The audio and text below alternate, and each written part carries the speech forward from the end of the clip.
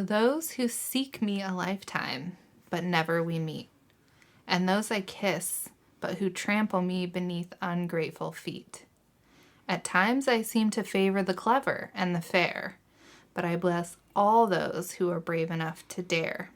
By large my ministrations are soft-handed and sweet, but scorned I become a difficult beast to defeat. For though my strike lands a powerful blow, when I kill, I do it slow.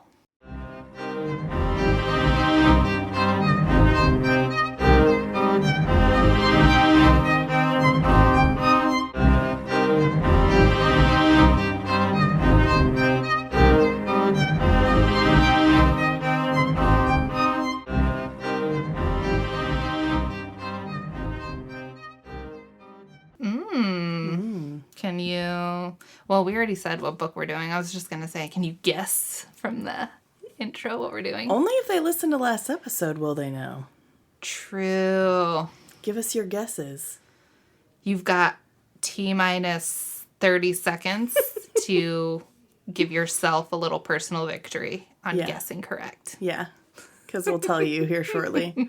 30 seconds, 30 minutes from now, it'll come out. It's all relative.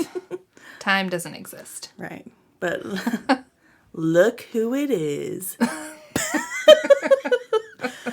Back for another episode. Well. We did say we wanted to try different greetings, and that was the option for this evening. Yeah. It was giving me a little bit of like Goodfellas vibes. Like, look who it is. Look who it is. If you could do like a New York accent. That's too hard. That's too hard. I like to do accents, but now I'm nervous. I won't. On the spot. It has to be like right. Organically. Look who it is walking in my door. Well. That was really good. Thanks. The only accent I could really sound like the accent it's supposed to would be like Southern or British. Oh, yeah. But I have to really get one, I have to hear it for a little bit, but I'm like a little mimic. If I hear something, I'll try and repeat it. I've been like that since I was a kid. Yeah. So yeah. I'm not saying I'm good at accents, but I do like to do them. Yeah. I don't even try any other accent outside of, well, Southern, because I'm from Missouri and people from here, for some reason, like to think they're Southern. We have all the accents in this state. It's really weird to me because you have like, if you get a little northeast Missouri, you get where people kind of have a bit of a Chicago. I was going to say you get that going. Chicago accent. Yeah. If you get south of like where we are right now, the KC Metro, people think they're in the deep south. And so they get their Southern accents going. Yep. I'm like, chill out, bud. We're in the middle. Right. This is the dead center. Slap dab in the middle. Yeah. But, whatever. Right. But, hey, this is the We Read Books podcast. What'd I tell you, 30 minutes later now? Yeah, it is. Here we read books, and then we talk about them for mostly our own entertainment, but hopefully for yours too. Yeah, hopefully you enjoy yourself while you're here. Yeah. And you come back again. Yep. And then we can yeah. We'll insult you when you show up. Some people like that. It's like that, you old so-and-so kind of. Yeah. And that's Whit. And that's Mad. And we're your hosts. Yeah. And we are on social media. Because who isn't? Because you must be these days. Gotta be on the socials. Our Instagram and TikTok are at We Read Books Pod. And our email is wereadbookspod23@gmail.com. Whoop whoop. So I didn't come up with a song jingle for Gmail yet. I'm so sorry. it's just Yahoo. They picked the word Yahoo specifically to create that little jingle. Oh, absolutely. That's how they thought of the name. They were probably just like whistling in their kitchen. Yeah. Whoever it was. Or they were playing Mario, the wahoo, and they're like, wait, there's something there. Exactly. There's something there. I think the jingle preceded the name of the company. I'm sure you're correct. I think we've kept you in suspense long enough. Yes. This week we are doing Dun, dun, dun. A Court of Thorns and Roses. Yep, we are. Or more popularly referred to as ACOTAR. That's right. ACOTAR girlies, we're doing this one for you. Yep. And I guess ACOTAR boilies too. Yeah. That one doesn't. peeps. That one doesn't. Yeah. No. ACOTAR peeps. Yeah. I was gonna say the other one didn't. It sounded weird. I take it back. We got the full gambit. Yep. Arguably one of the most popular books on our list. Probably, yeah. As far as like social media shit goes, this one's probably at its height right now. Oh yeah, yeah. For sure. Especially because SJM is releasing her third Crescent City in January. I need to read the Crescent Cities. I still have not done that. Yes. Shame on me. You're definitely going to need to. Even if it's going to be like so long before we are ever even considering doing Crescent City. Yeah.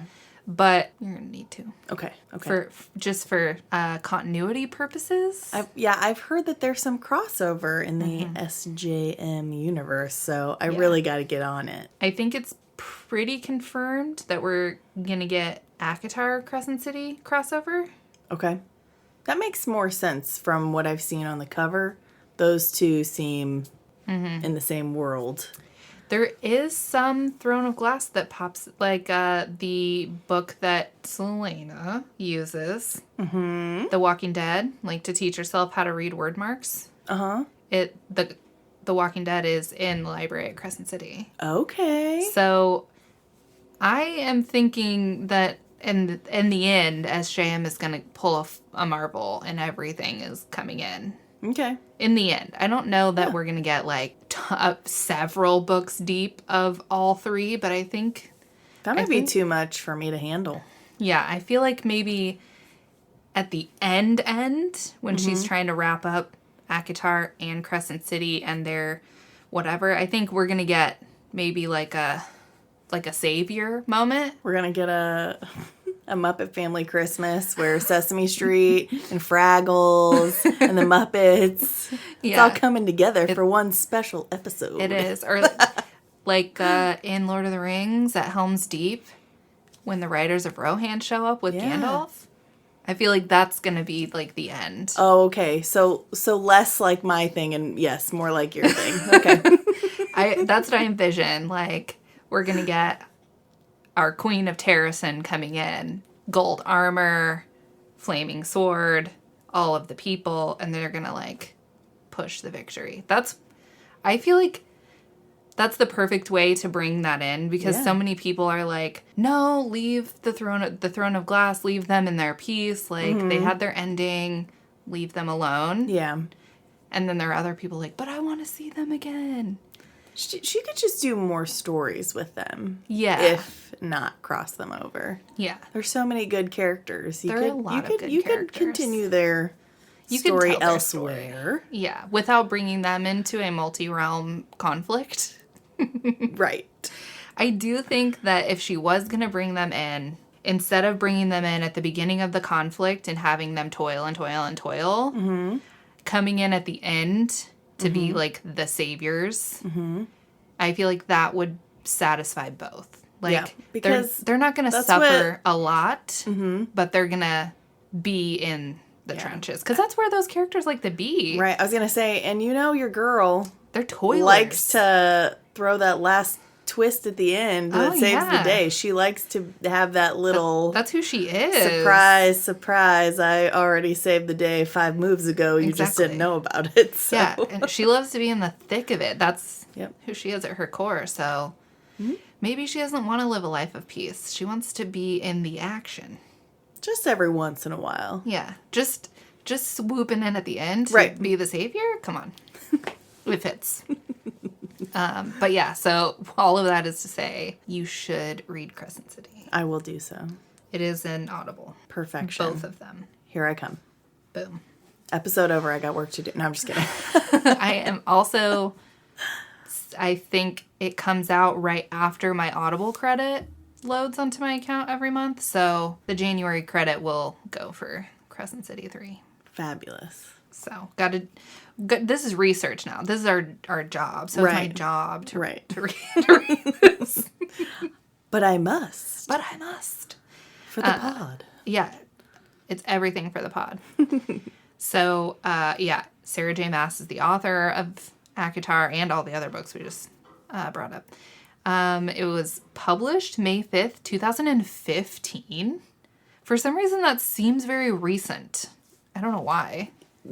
It's not that recent. You know my stance on time. It really doesn't feel like that long ago. But that's 8 years ago. Almost 9. When I think of what she's released in that time, is like Throne of Glass was not finished yet when she released ACOTAR, because I think Kingdom of Ash came out in 19. And the first Crescent City, she's published 2 Crescent City books. I think the first one came out in 21.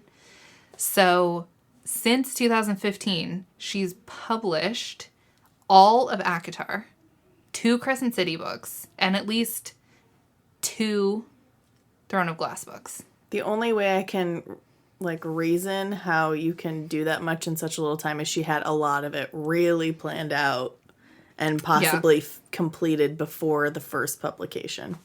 Yeah. That's also my theory on Harry Potter. Yeah.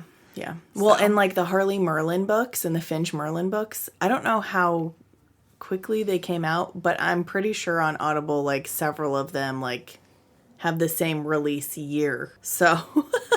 And I don't know if that's for the Audible books, but I think it's for the books. Yeah. So, I mean... That's insane. It'd be crazy out here with these authors. But if they have the whole thing, done, and people are just working on the editing... Mm-hmm. That's true. You can just release mad. Yeah. So. I mean, and the Crescent City books are, huge. They're really... Yeah. Thick. Those are... murder weapons. Oh, man, I'm going to have to, set aside a month. I'm going to have to take a month off work. That's right. They're so... And she's released 2 of them. Wow. Since 21. Way to go, Sarah. Sarah. What are you... Listen, doing what are you the doing? most out here. Can we, set up a call? Because your girl can get a page written in, a week, maybe. Your girl over here can get a page read in a week. I read faster than that, but it feels like it sometimes. Yeah. I bet she does have it down to a science, though. Because when I've not published anything or written a full-length novel. So when I'm writing, I know this and I have to repeat to myself, just write it. Because I'm also editing at the same time. Right. And you can't do that. that. And I know that you cannot do that.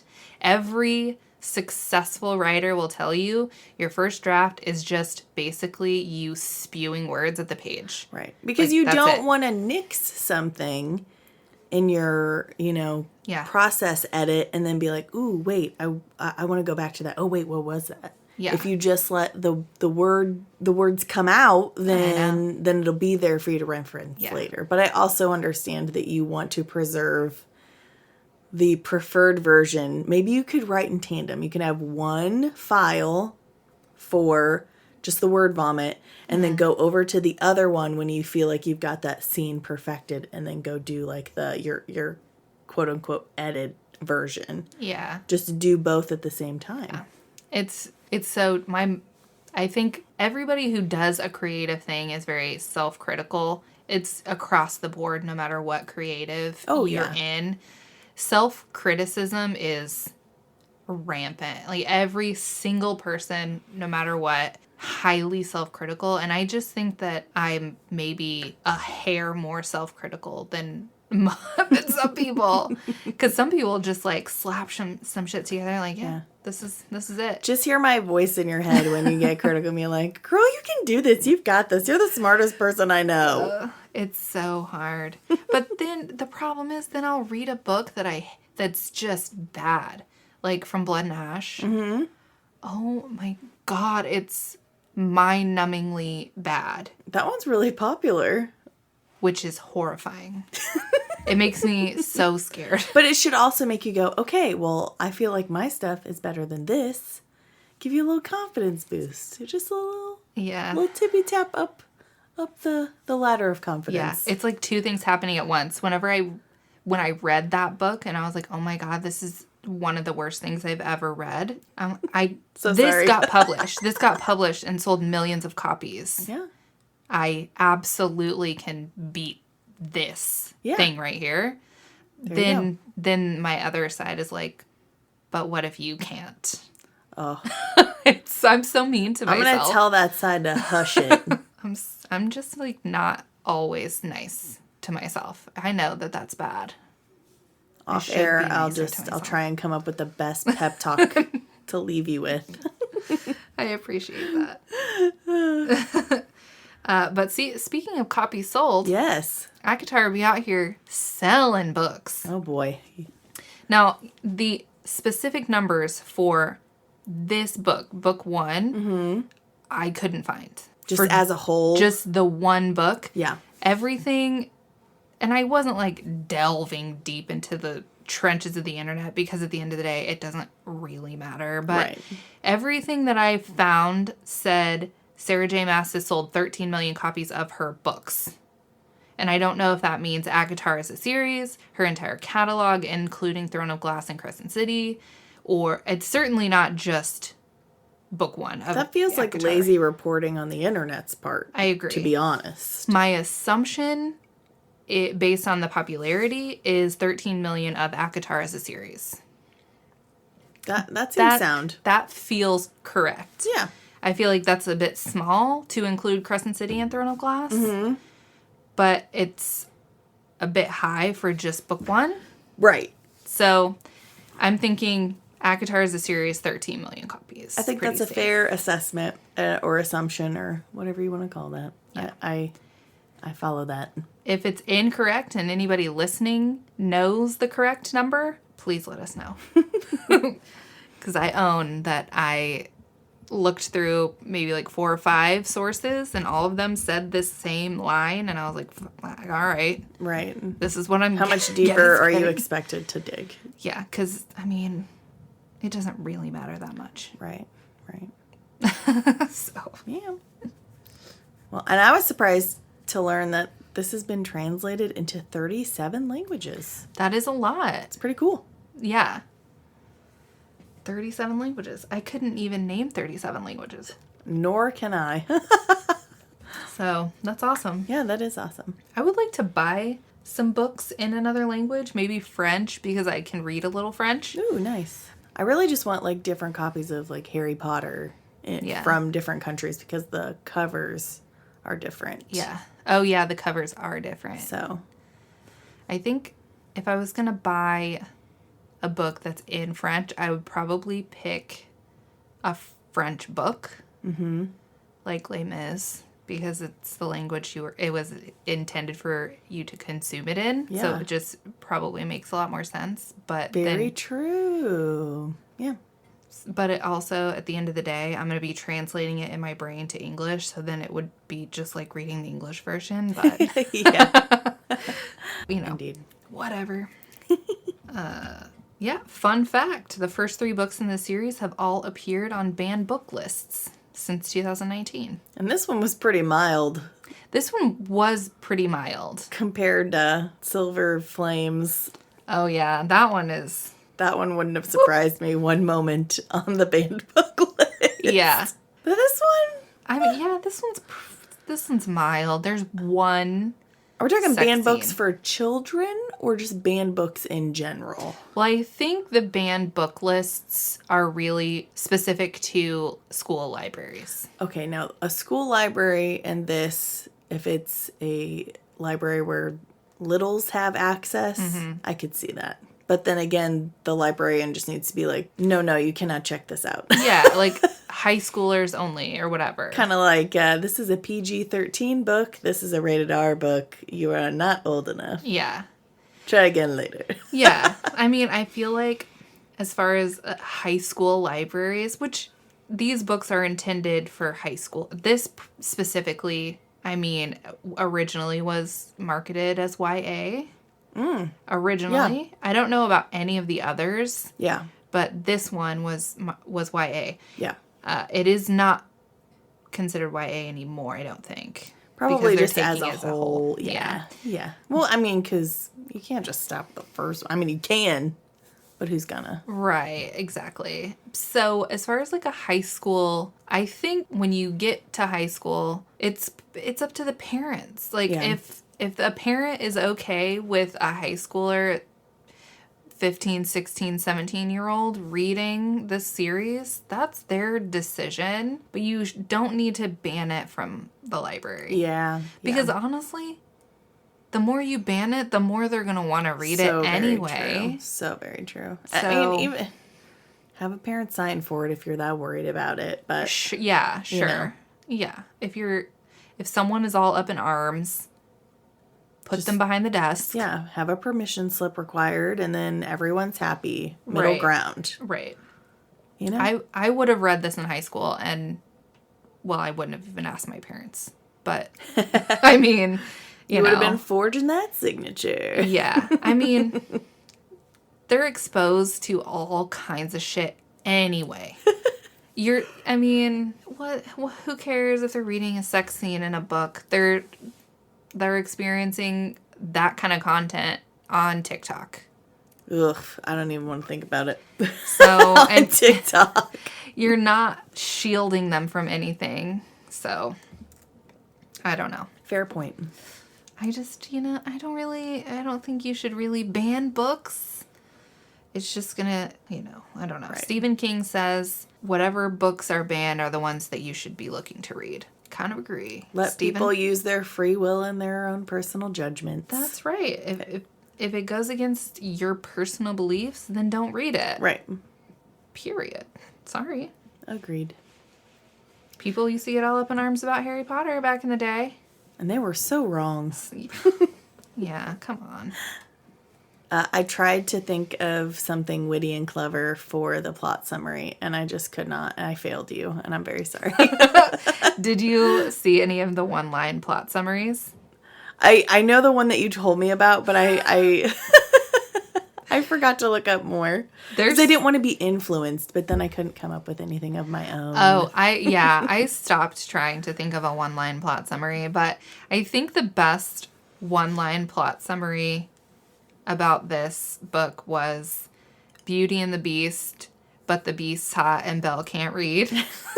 That one really made me laugh. They say it as if the Beast isn't hot in the cartoon. Yeah. Excuse me. I disagree. Especially like when he turns back into a prince. Mm-hmm. He's got like those blue eyes and that blonde hair, which neither one of us really gravitate towards the blondies. No offense. Right. No offense. But, he's still, like, beautiful. He's striking. Very striking. Especially the way they have him turn around and just, his eyeballs are just popping out of his head. Just and his, clothes are all torn. Whoa. I mean, come on. The chemistry. Beauty and the Beast was one of my favorites as a kid. Mine, too. I think my number one favorite was Jungle Book, but I think Beauty and the Beast was a close second. Yeah. It's my mom's favorite. Oh, Jungle Book is one of Caleb's. So good. It's a good one. My mom said when I was young, that was for like a whole year, that was the only movie I would watch. It's Jungle Book. So she would like go to work singing the bare necessities. Hey, it's still better than a Wiggle song, and I will... For real, though. I will die on that hill.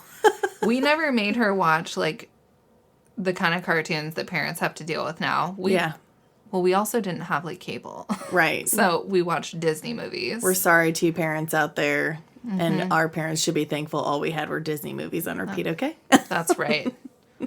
And I also just watched TV with my mom. Like, every day I would get off the bus. My dad would get me off the bus from kindergarten, and we would watch Baywatch and Walker, Texas Ranger. And my mom, whenever she would get home on whatever day 90210 came out, I just watched 90210 with her. Yeah. Like, those were my 3 favorite shows. There you go. What a lineup. Listen, I know.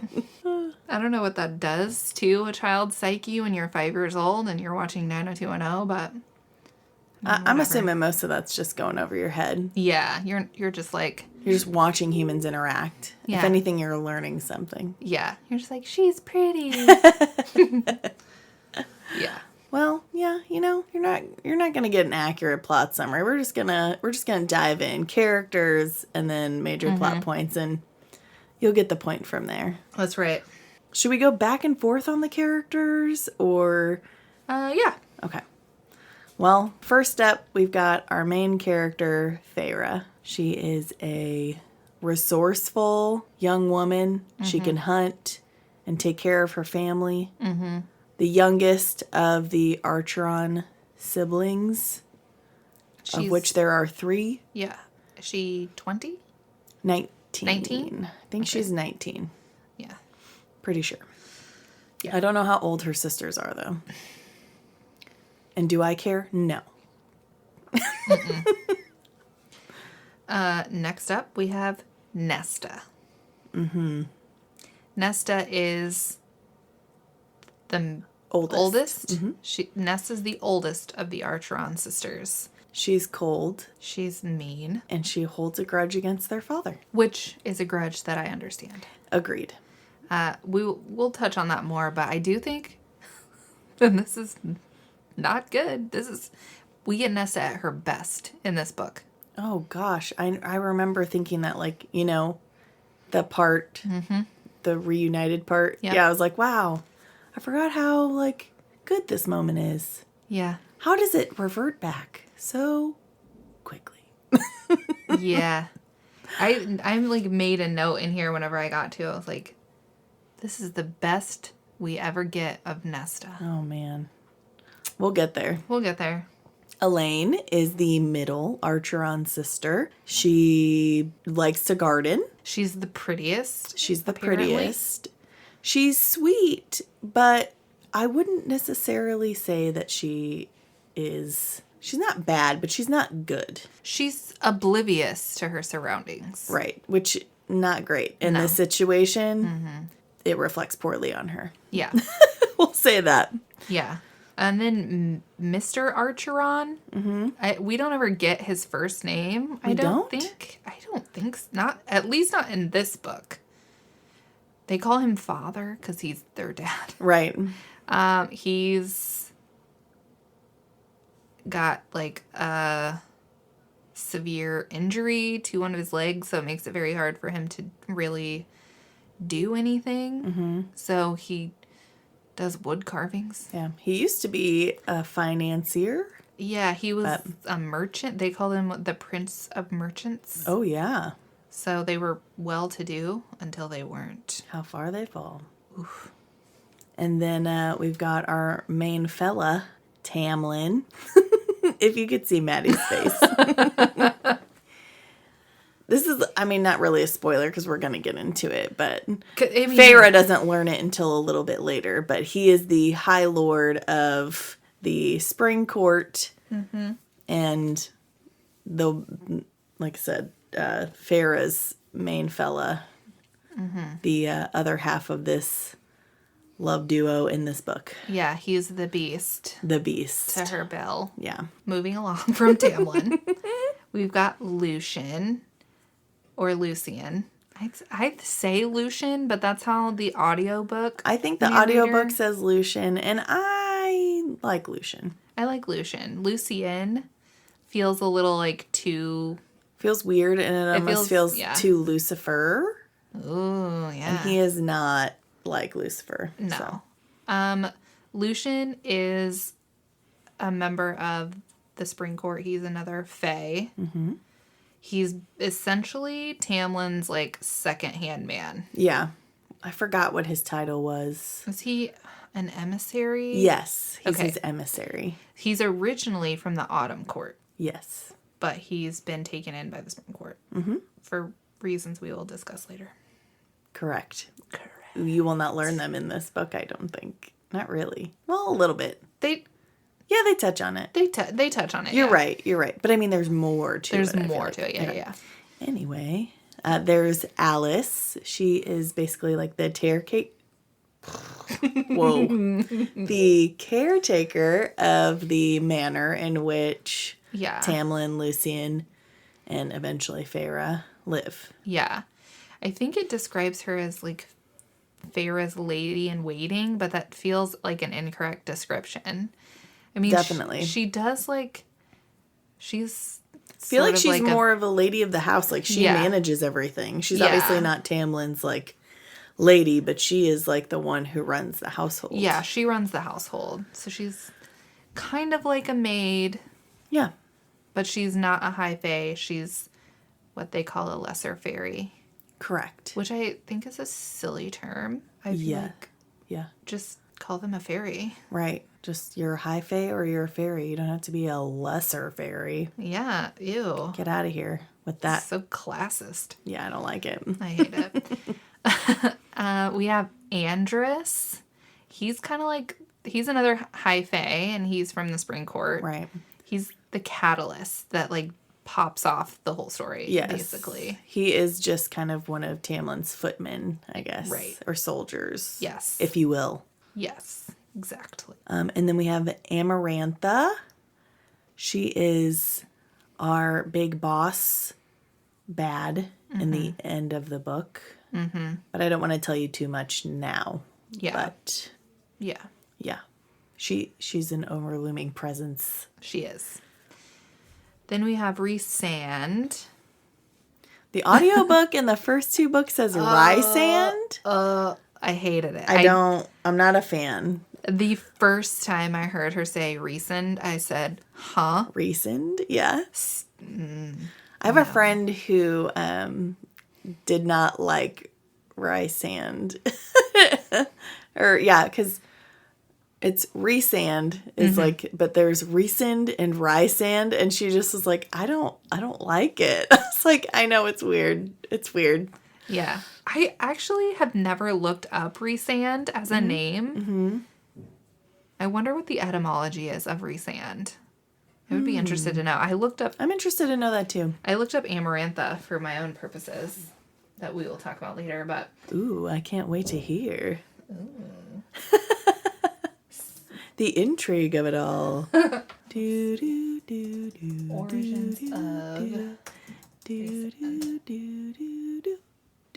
Rhysand is a gender-neutral name of Welsh origin. If you think baby is going to be a bundle of enthusiasm and joy, then a name like Rhysand could be exactly what you're looking for. Perfect. Weird. When he's happy, he's quite exuberant and enthusiastic. So I wonder what it means. Enthusiasm. That's what it means. Enthusiasm. It means enthusiasm. Huh. I would have not guessed that. I don't know if she chooses names specifically to match who they are, or if she just picks names because she likes them, or maybe a mix. Yeah. Who knows? Sarah, let us know. Yeah. Sarah, how are you picking these names? I feel like picking a name like Rhysand is very intentional.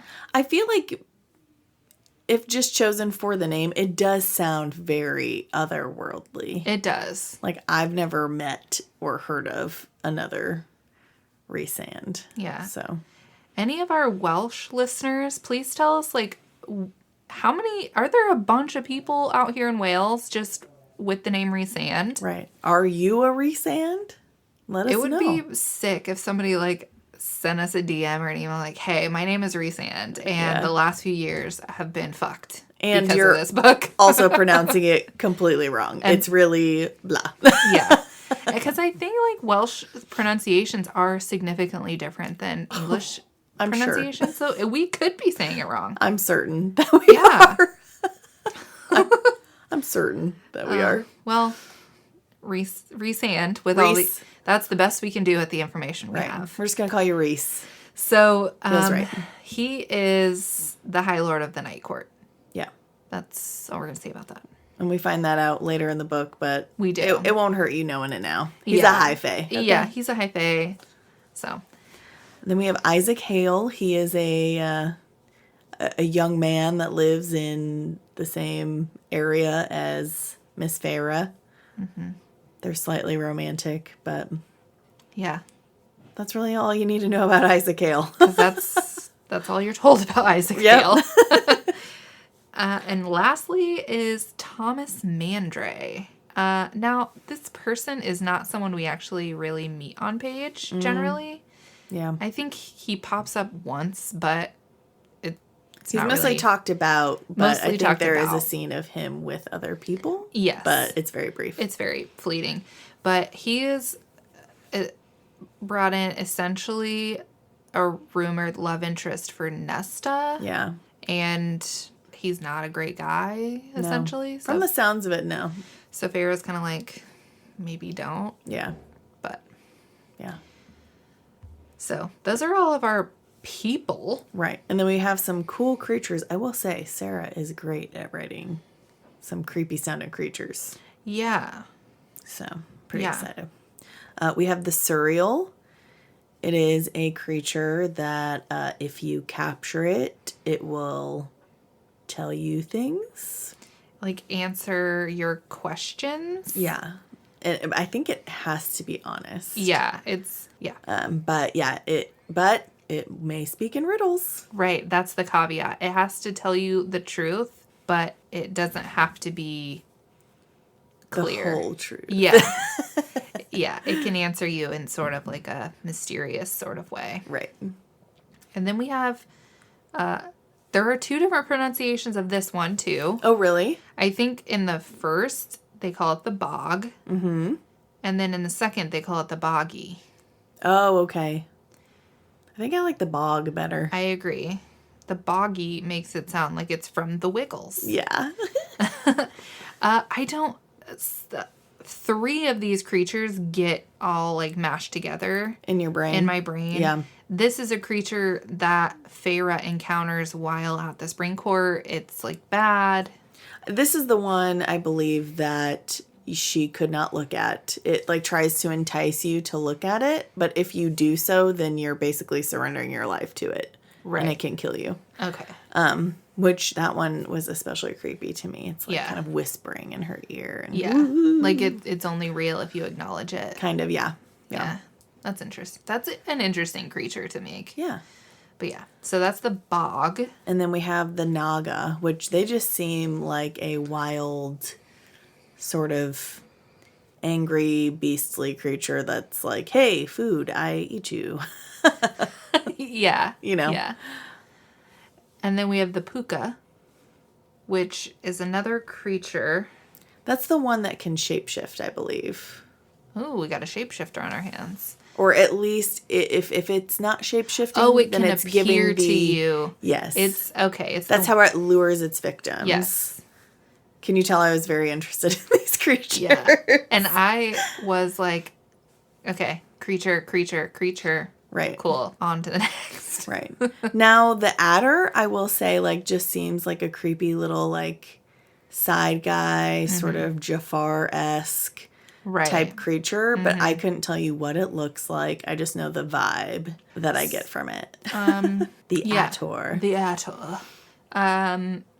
The one thing about the adder that stands out to me, aside from the surreal, is the one that seems to have actual sentience. Mm-hmm. Whereas, like, the bog, the Naga, and the Puka are much more, like, animalistic. More driven by eating you. Yeah, need-driven. Yes, that's a good way to put it. The adder is has more of a human consciousness. It's very calculating. Yeah, exactly. So it feels a lot more threatening because it's a lot more calculating. Right. And speaking of beastly creatures, the Mittengard worm is very just... Yeah. Kind of mindless, big, blind worm creature. Yeah. A worm. Yeah. Basically, think of the big old thing from the Tremors movies, and that's what I imagine. Yeah, that's kind of what I imagine, too. So, Tremors. That's what you get. Okay, so now we're going to do our plot points. We're doing these a little different than we typically do.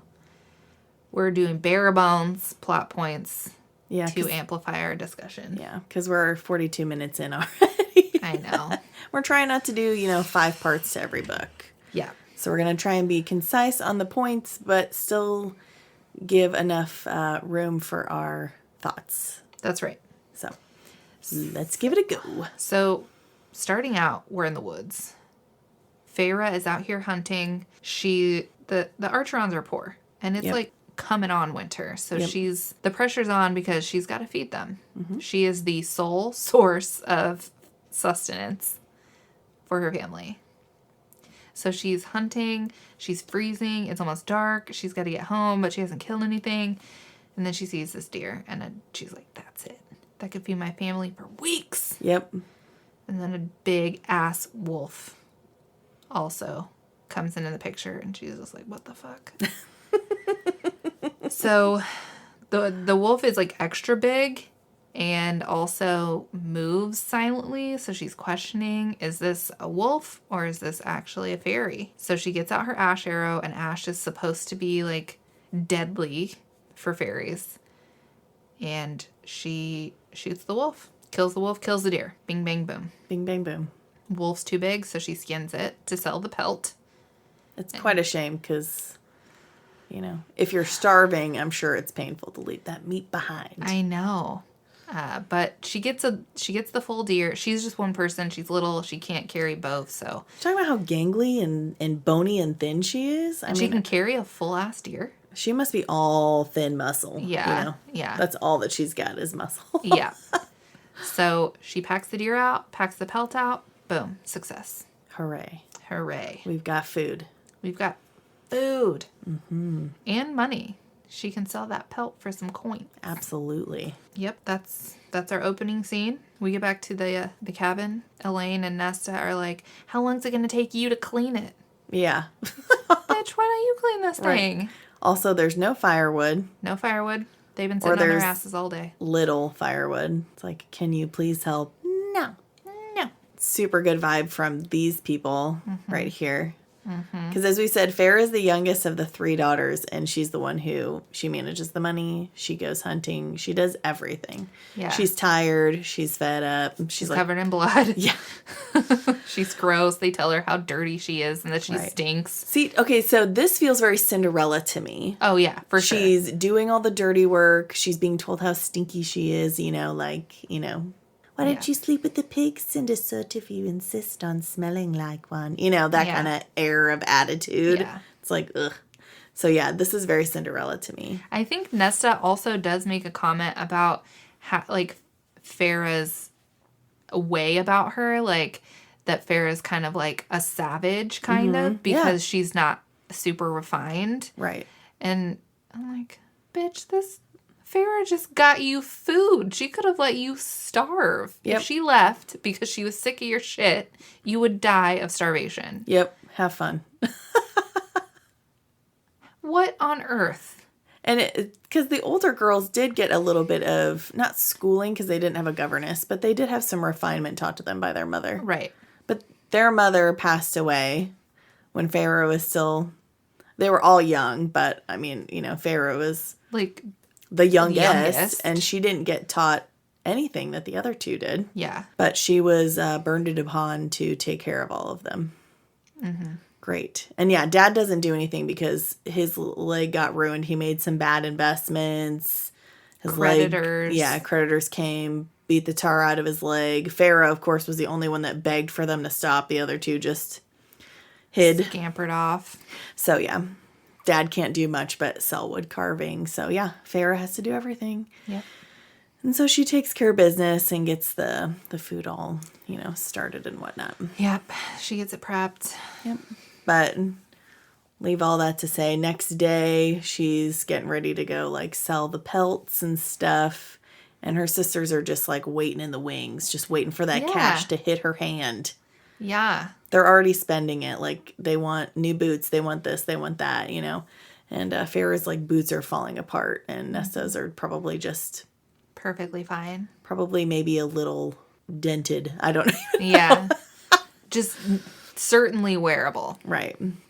Yeah. But luckily, Feyre finds a very generous bounty hunter who ends up giving her probably more than the pelt is worth. Mm-hmm. But so I like her. I would have liked to see her pop up somewhere. I agree. But she seemed like a cool character. Yeah. But yeah, so they've got the deer, they've got a little bit of money, so that's gonna land them for a couple weeks and such. But There's a whole lot more that goes on and that we could discuss, but it's not super pertinent. Right. Other than the family dynamics, which... Yeah, basically. Nesta's just, again, cold and harsh. Elaine is not cold and harsh, but she also doesn't step up and help to do anything. She's basically like the meek, sweet one, but she has just as much guilt on her as Nesta does, because she doesn't speak up, help, do anything. Yeah. Like, that's great that she's nice and stuff, but you're being neglectful. Like, I made a note that Nesta is willfully cruel and unhelpful, and then Elaine just refuses to accept their circumstances, and she's just ignorant of things and of the suffering going on around her. And I mean, especially when it's her sister, it's not like it's off in a far off land she's ignoring suffering. It's like right in front of her face. Yeah.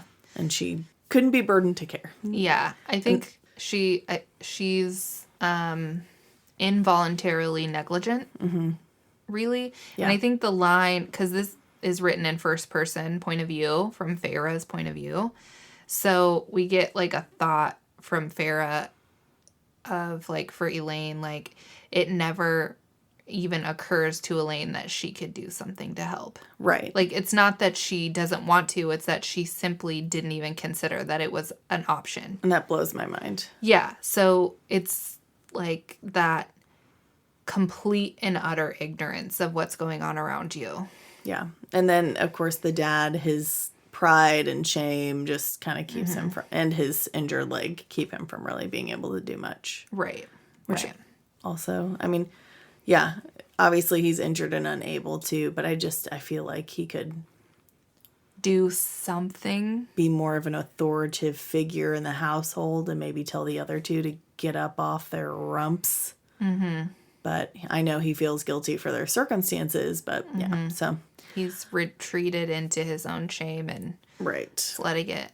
There is a part of my heart that holds grace for all three of these characters, but it's a very, little corner. The rest of it is just enraged for Farah. I know, because on one hand, I understand, like, Nesta's whole thing is that she's punishing their dad. Right. Because, she wanted to see how long he would let them go until he would step up. And instead, Farah stepped up because Nesta seemingly is just fully content to let all four of them starve and die. Because of her pride. Yeah, because of her spite. So, on one hand, I understand that rage. Right. Complete and utter, rage against someone who absolutely refuses to help themselves or help his children. Right. Like, you're the dad. Right. But don't hate Farah just because she's doing what you won't. Not what she says, because Farah does what she can't, but she does what Farah does what Nesta won't. Right. I think she's bullheaded enough. She could have figured out how to do all these things. Oh, she's 100% capable. She's incredibly intelligent. Nesta's rage is never her rage, her coldness, her sharpness with other people. It was never off-putting to me. Never. I mean, I like a snappy character. Yeah. It's the way that she treats Farah that I simply cannot get behind. Right. Never. Right. No one will ever be able to change my mind. Nope. If she wants to treat anyone else, like, I get it. It's a protective mechanism for herself. I understand. But Farah is the only reason Nesta's alive. Literally the only reason. And Farah's never done anything to Nesta to make her treat her that way. Correct. If Farah had mistreated her or whatever, fine. So next we have eaten our dinner. Full bellies. Finally, for once in probably a few days. Yeah. And then in busts a golden beast into their cottage. He demands to know who killed the wolf, because unfortunately that wolf was indeed a fae. Oops. Yeah. And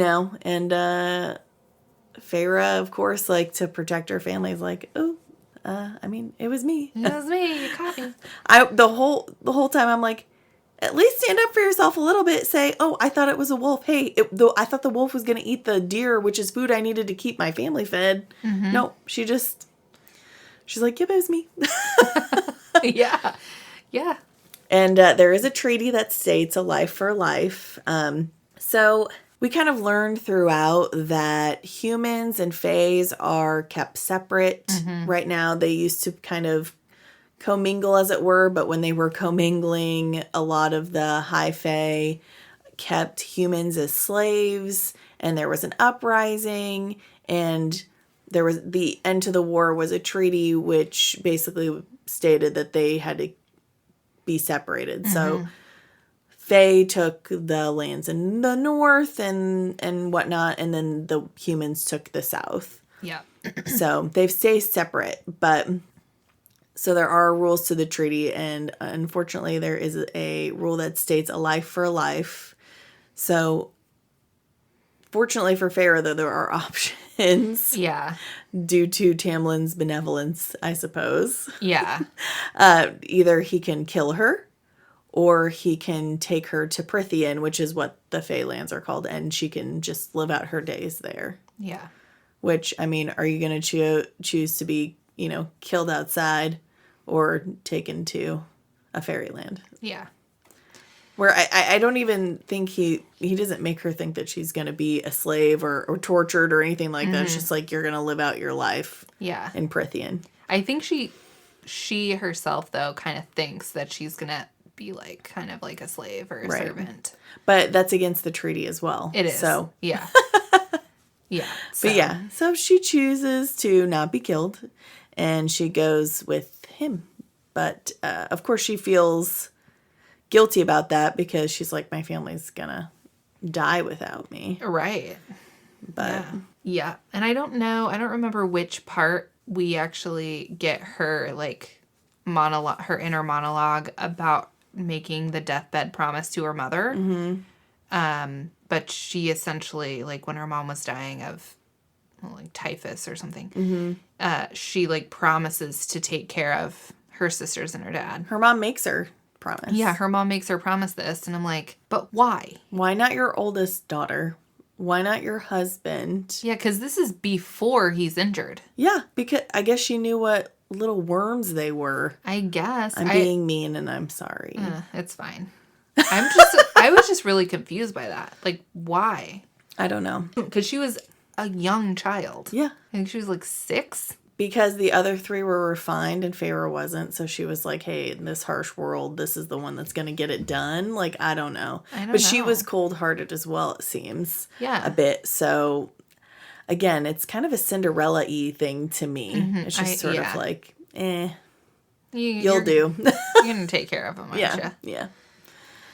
So that kind of sucks. Yeah. So we go to Prythian. We're on our way to the Fairylands. And what separates the Feylands from the mortal lands is a magical wall. It's an invisible... I was going to say, they call it a wall, but it's invisible. So it's really like an invisible barrier. Yeah. A wall is seen in my mind. I agree. I still imagined a physical wall, even though they're like, oh, it's actually invisible. I'm like, what? Come on. Okay. Yeah, so it's like an invisible magical shield between them. Yeah. So she and Tamlin, the beast, we don't know his name yet. Yeah.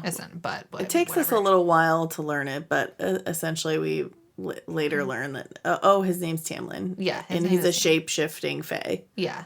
So he takes her back to his manor, the giant mansion in the Spring Court. Mm-hmm. They meet Lucian and Alice. And he reassures her that her family is not going to starve. Like, he notices right away, like, hey, I know taking you, like, clearly you're the breadwinner here. Right. So that would be violating the treaty to let them die by taking you that's more than a life for a life. That would be sacrificing their lives as well. So he promises to take care of them. Mm-hmm. Yeah. Which is nice, I guess. Yeah. How thoughtful. I don't mean I guess. It is nice. It's just... they didn't have to struggle at all. Yeah, they really didn't. They didn't. I just wanted them to be humbled. Just to get just like a little taste bit of what it would be like. I just needed a taste. Yeah. Just at least leave them for like 2 days. They're not... Right. Feyre has left them enough meat. Right. For at least 2 weeks. Let them figure out some shit in those 2 weeks. Right. But no. They're not going to starve to death. No. You just make sure they're cared for. Thank you, Tamlin.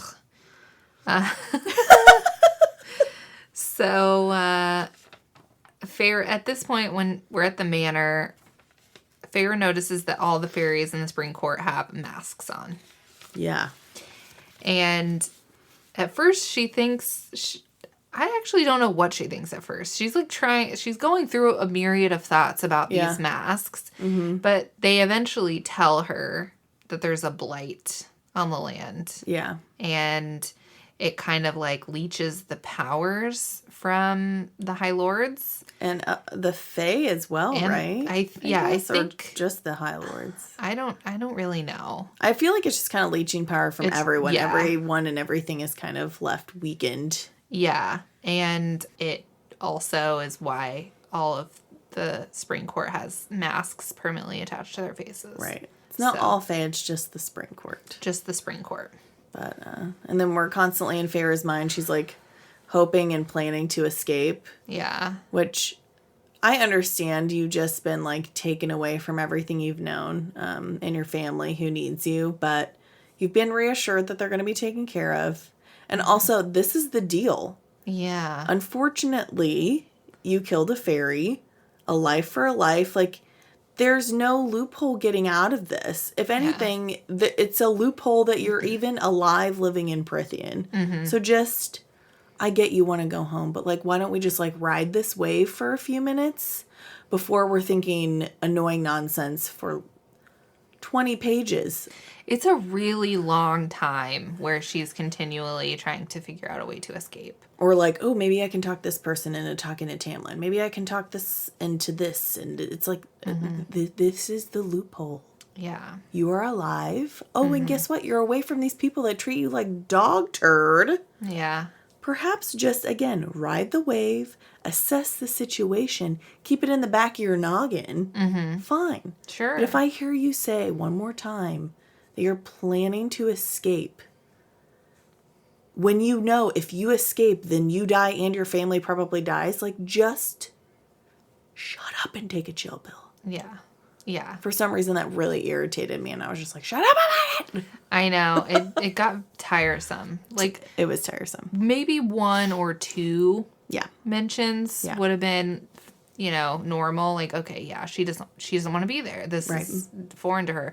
And humans are raised like hating fairies. So there's also that to consider as well. Like, she's grown up thinking that fairies basically just want to eat humans. Like, right, or trick them or trap them, make them their slaves. Like, okay, there's that as well, but mention it a couple times. Right. And leave it at that. Like I said, pack it to the back of your brain. Right. We know that you're thinking about it. We know you're assessing. Yeah.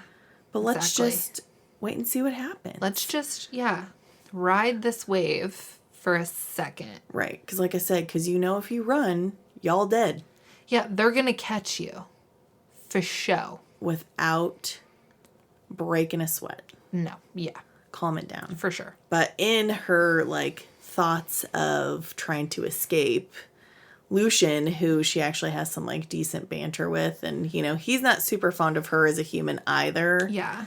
Because he was, good. It was Andrus. Andrus is the fae who was the wolf. Yes. So, of course, Lucian is upset that she killed his friend. Exactly. And they're certain that she did it with hate in her heart. Right. Because they were because you did do it with an ash arrow. So, even if you didn't know for sure it was a wolf, you thought it might be. Yeah. And you did it anyway. Exactly. Which is true. And she has fear and dislike, like you said, for fairies. Mm-hmm. But this is where we are. We have to live in this house together now. Yeah. Yeah. exactly. I mean, and even Tamlin was like, you don't have to stay here. You could go live anywhere in Prythian. You just have to stay in Prythian per the rules of this treaty. Yeah. But it's stay in this lavish house with me, and I'm taking care of your family, or like go out into the wilds, but a beast is going to eat you. Right. Yeah. But in her musings of trying to escape, she thinks if she like cozies up to Lucian, he's going to help her or whatever. Yeah. But he does, so in a way to help her, he's like, well, you could capture Suriel and ask it if it has some sort of loophole for you. So her being a good hunter, you know, this is believable to me that she was able to, with the information he gave her, capture Suriel. Mm-hmm. And this is really when she learns that Tamlin is the High Lord. Yeah. Because, of course, he keeps that from her. Yeah. But the biggest main thing that we learn about a little bit more about like Hybern, or the King of Hybern, that's, you know, part of the Fays. Mm-hmm. And, you know, he's kind of on an island. So he's not north or south. He's like off out somewhere else. Yeah. I think the Blight is mentioned, but not really explained. But the main thing that really sticks with Feyre is the statement to stay with the High Lord and all will be right, or you will be safe. You know, basically stay with the High Lord. So that really quells her restlessness. It's just like, well, I mean, okay. Mm-hmm. This thing said, this is what I should do. What I gotta do. Maybe. Yeah. And then after that, that's when, you know, she starts to kind of lower her walls a little bit and bond with Alice and Lucian and... Yep. Tamlin, not really, but they're both kind of stiff towards each other. Yeah. But. Yeah. And so after her little chat with the Suriel I feel like my hair is like so wild right now. I'm so sorry. No, it's good. She like relaxes into kind of like a routine and accepting her fate a little bit. Yeah, and starting to maybe appreciate her surroundings a little more. Yeah. Because Prythian is like very gorgeous, picturesque. It's a magical land, literally. Literally. So, of course, it's beautiful. Mm-hmm. And then we start getting inundated to the gills with her painting hobby. Yes. Yeah, we have a couple, and I feel like the run-ins with the beasts are all kind of like in one section as well. Yeah. So we get a little bit of danger, but then we get a nice long section of her appreciating things and thinking about painting. Because in the beginning of the book, we learn too that she likes to paint, and if she had all the money in the world or whatever, just all she wants is a simple life. She wants her sisters to get married off so she can just take care of her and her dad, and she can have enough money to paint. Yeah. This is this girl's wish for life. The bar is not high. No. So in this place that's gorgeous, you know, then she kind of starts to think of, oh, I guess what might I want to do? Right. And so like she asks Tamlin to get her some paints, and he does, and whatever, and she sees the gallery and the manor, and it's all like fine and good. Right? Real people have hobbies. And so a character having a hobby makes complete sense because your characters have to be people. Right. But the way that it was written, oh my God. Like, this is... A hobby should be there to, like, round out the character's personality. Like... Oh, she's a painter. Oh, whatever. Not you know? Consume every single thought. It becomes her entire personality. Yes. Like, literally, that is it. Like, every time she sees something new, I want to paint that. Oh, how would I paint that? Oh, I could never paint that. Oh, how could I render that? I heard the word render like 6 times, and I was like, thesaurus, my guy. Like, any other word, we do not need render. Check it off the list. Right. It just became, that's all I was noticing in this section. I'm just like... Just to make a side note, another thing that I feel like a phrase that was used more than it needed to be was watery bowels. My bowels turned watery. I was like, dear God, I understand that you're scared. But holy crap, can we come up with another? I mean, the first time I was like, oh yeah, I totally 100% can imagine and feel that feeling. Like, yes, I get it. By the third or fourth time, I was like, if I hear about your watery bowels. Listen, this is a health issue I'm going to come unglued. See a doctor. That's IBS. Right. But I'm sorry, I just had to comment on that. No, but yes, the painting, sure. like every new person, every thing she sees, it's just like, someone is, here in a moment, and I'll let you talk about this too. It's like in a moment, it's like someone is dying in front of you and you were thinking about the texture of their skin and how you would paint it or never be able to paint it. Yeah. I'ma slap you. Yeah. And that's... Your sweet, warm heart, you do great in this scene, but like at that moment, I was like, shut your dumb brain up if I hear about you painting this person. It's... God. It's so frustrating. It feels... Whenever you just make something so repetitive, it loses like its umph. Mm-hmm. Because at this point, it's been said so many times that we're not taking it seriously now. Like... Yeah. Real, like, true creatives do not go through life constantly thinking, like, everything around them is fodder for the creative mill. Yeah. That is not how people move through life. You mean you don't look at everything and go, I could write about that. How would I write about that? I could never write about that. Absolutely the way that it not. truly is. No, like, I think about writing when I'm, like, alone and quiet. And I'm not being sensory overload with daily life. And I'm not thinking about people I've seen or things I've encountered in the day when I'm thinking about writing. I'm thinking about the story I'm writing. Right. Like, it has nothing to do with anything I've seen all day. Right. I could understand a fleeting thought of, like, you see, like, especially, like, a sunset or a flower, like, ooh, yes. I definitely want to remember that color. Or, yes. I want to try and paint something like this later. But not in the situations where she's doing it. Like, meeting someone for the first time and being like, oh, their eyes. I wish I could paint something half as lovely. It's just like, shut up.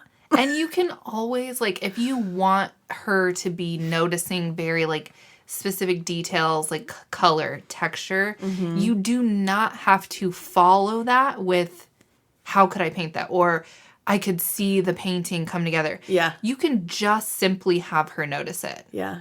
Like, you've already told us she's a painter. We're going to remember that. You have to have faith in your reader that you can tell them a detail and they will carry it through.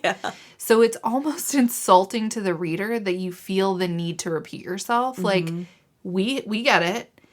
So just move through the story and have her see, like, oh, the colors in Prithian are so vibrant. Right.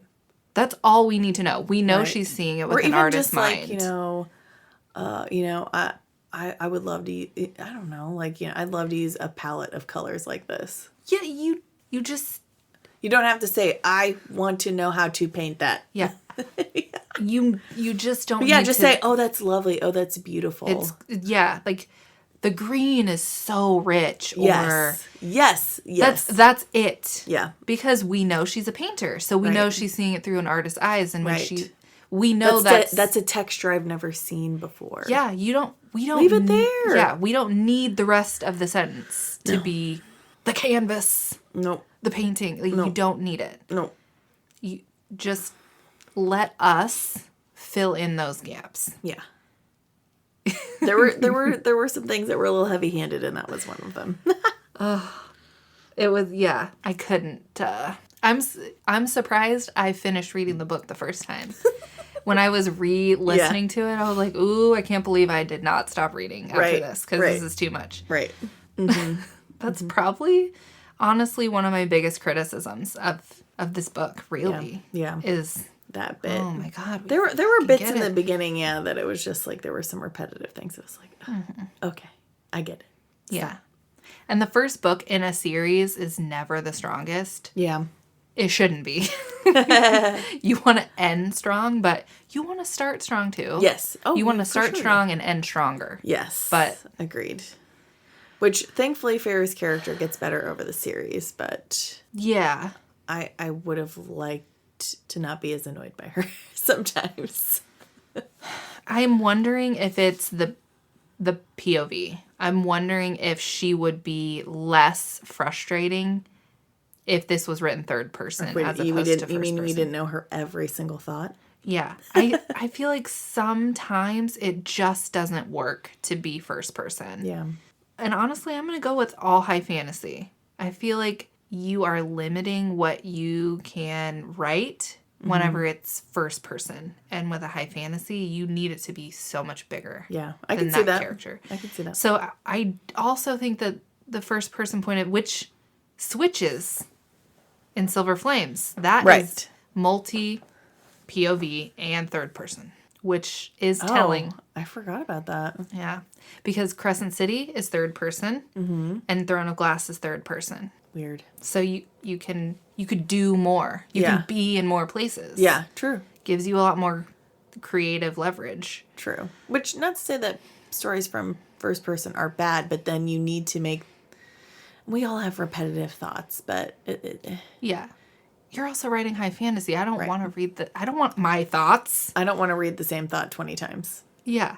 Let me benchmark it in my brain and move on. I get annoyed with myself for thinking the same thoughts multiple times. Ditto. I don't need my fictional character to be exactly as annoying as I am, okay? Yeah. Maybe that's why it bothers me. I annoy myself. I don't need books to do it for me. Yes, exactly. Exactly. Oh my, yeah. We were coming right up to this to the ferry. Right. I didn't realize that was like next. Right. It's right here. But I feel like you'd rather talk about Cal and Mai, so do you want me to talk about this ferry really quick? Yeah. So basically, Tamlin comes in carrying this poor fairy that other than it had like blue skin that was kind of like textured and stuff, I don't really know what kind of fairy it is. But this poor creature had its wings ripped off.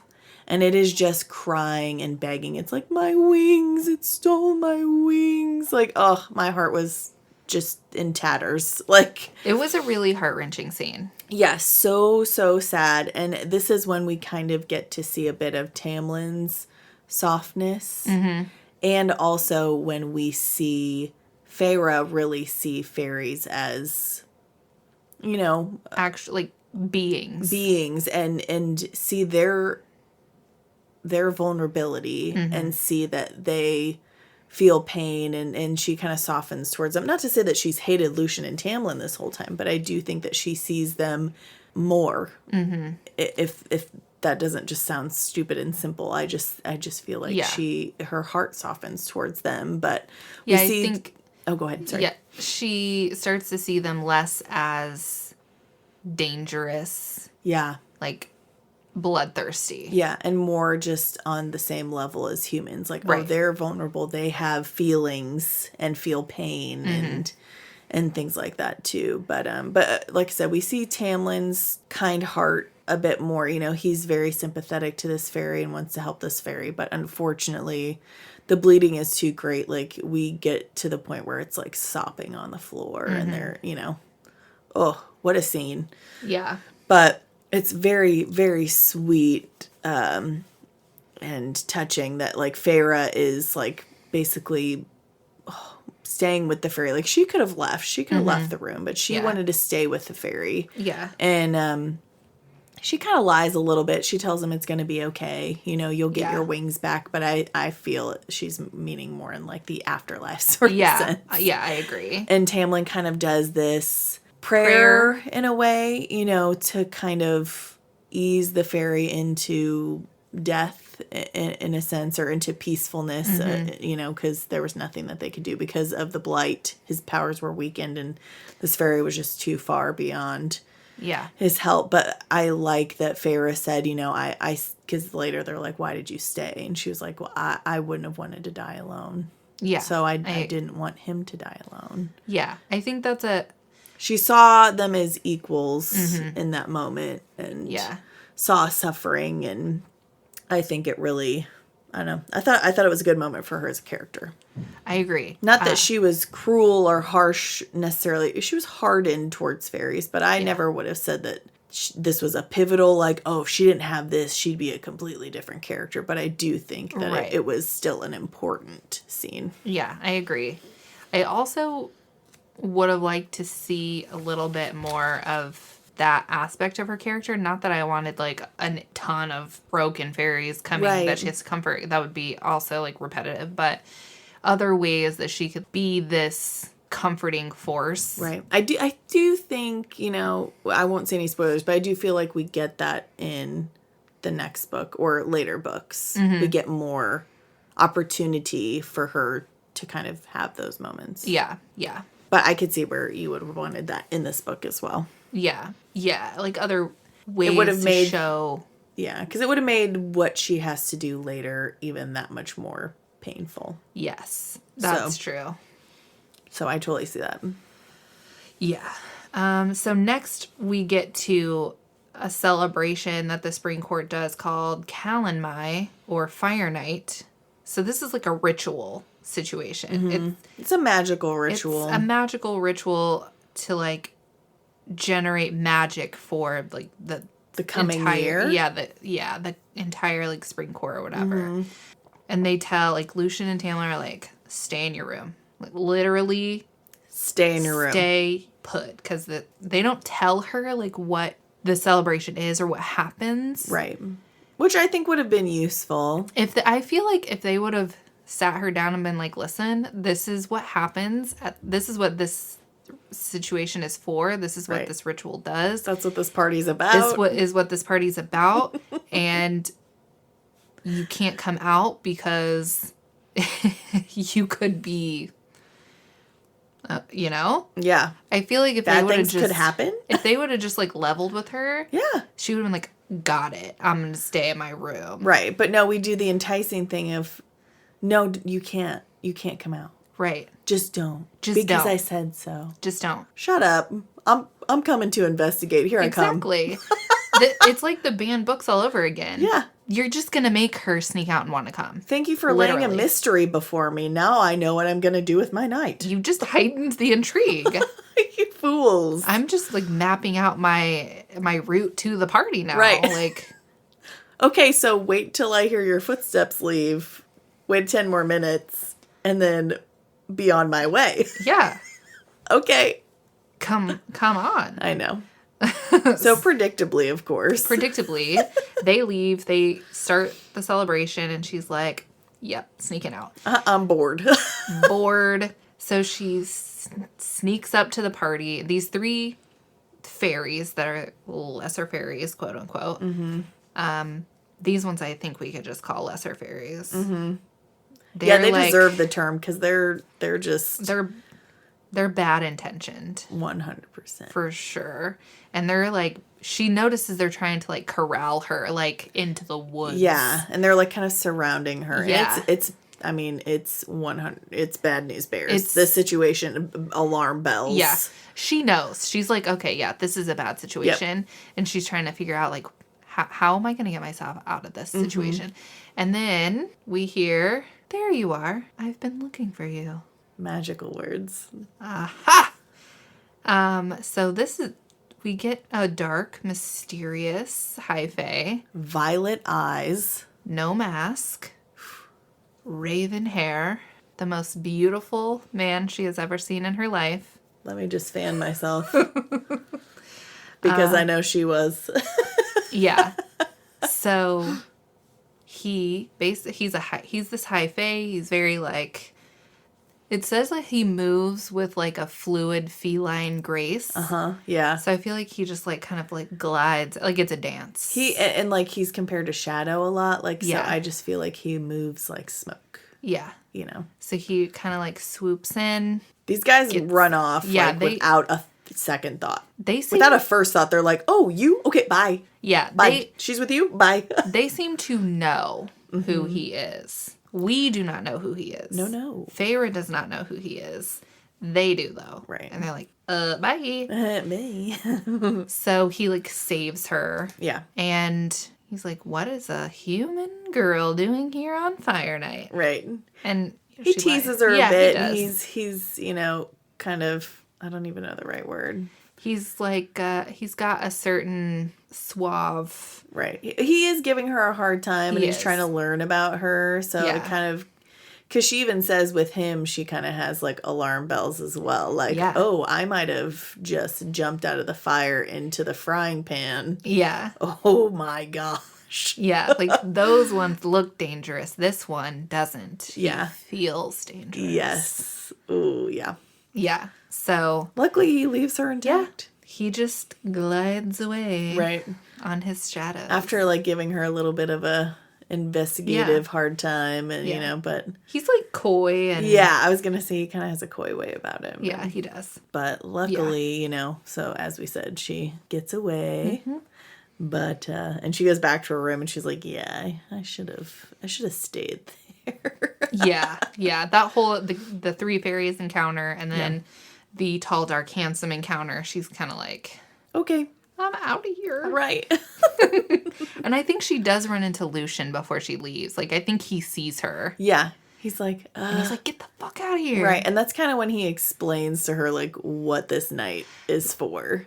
Yeah. So Tamlin's basically going to be, like, drawn to a certain person in the crowd, and they're going to have magical relations that's supposed to like release magic, and then everyone else also then gets to pick a partner to help release magic for the year. So this is like a giant orgy. Basically. Yeah. And you should have just told her, and I would have gladly been like, what? I'm staying in my room. Yeah. Do you have music that I can play? Headphones? You know, are you going to be far away? Do you have a drum kit? Right. But she did say that the drums, like, kind of intrigued her or whatever. Oh, like, you know, they could have been like, here, have your own drums. So you don't have to come follow ours. This is Feyre's drum. Go play it in your room. Right. Yeah. And they're like, the whole, like, magic orgy happens in, like, a cave, too. So it's very, like, animalistic and not...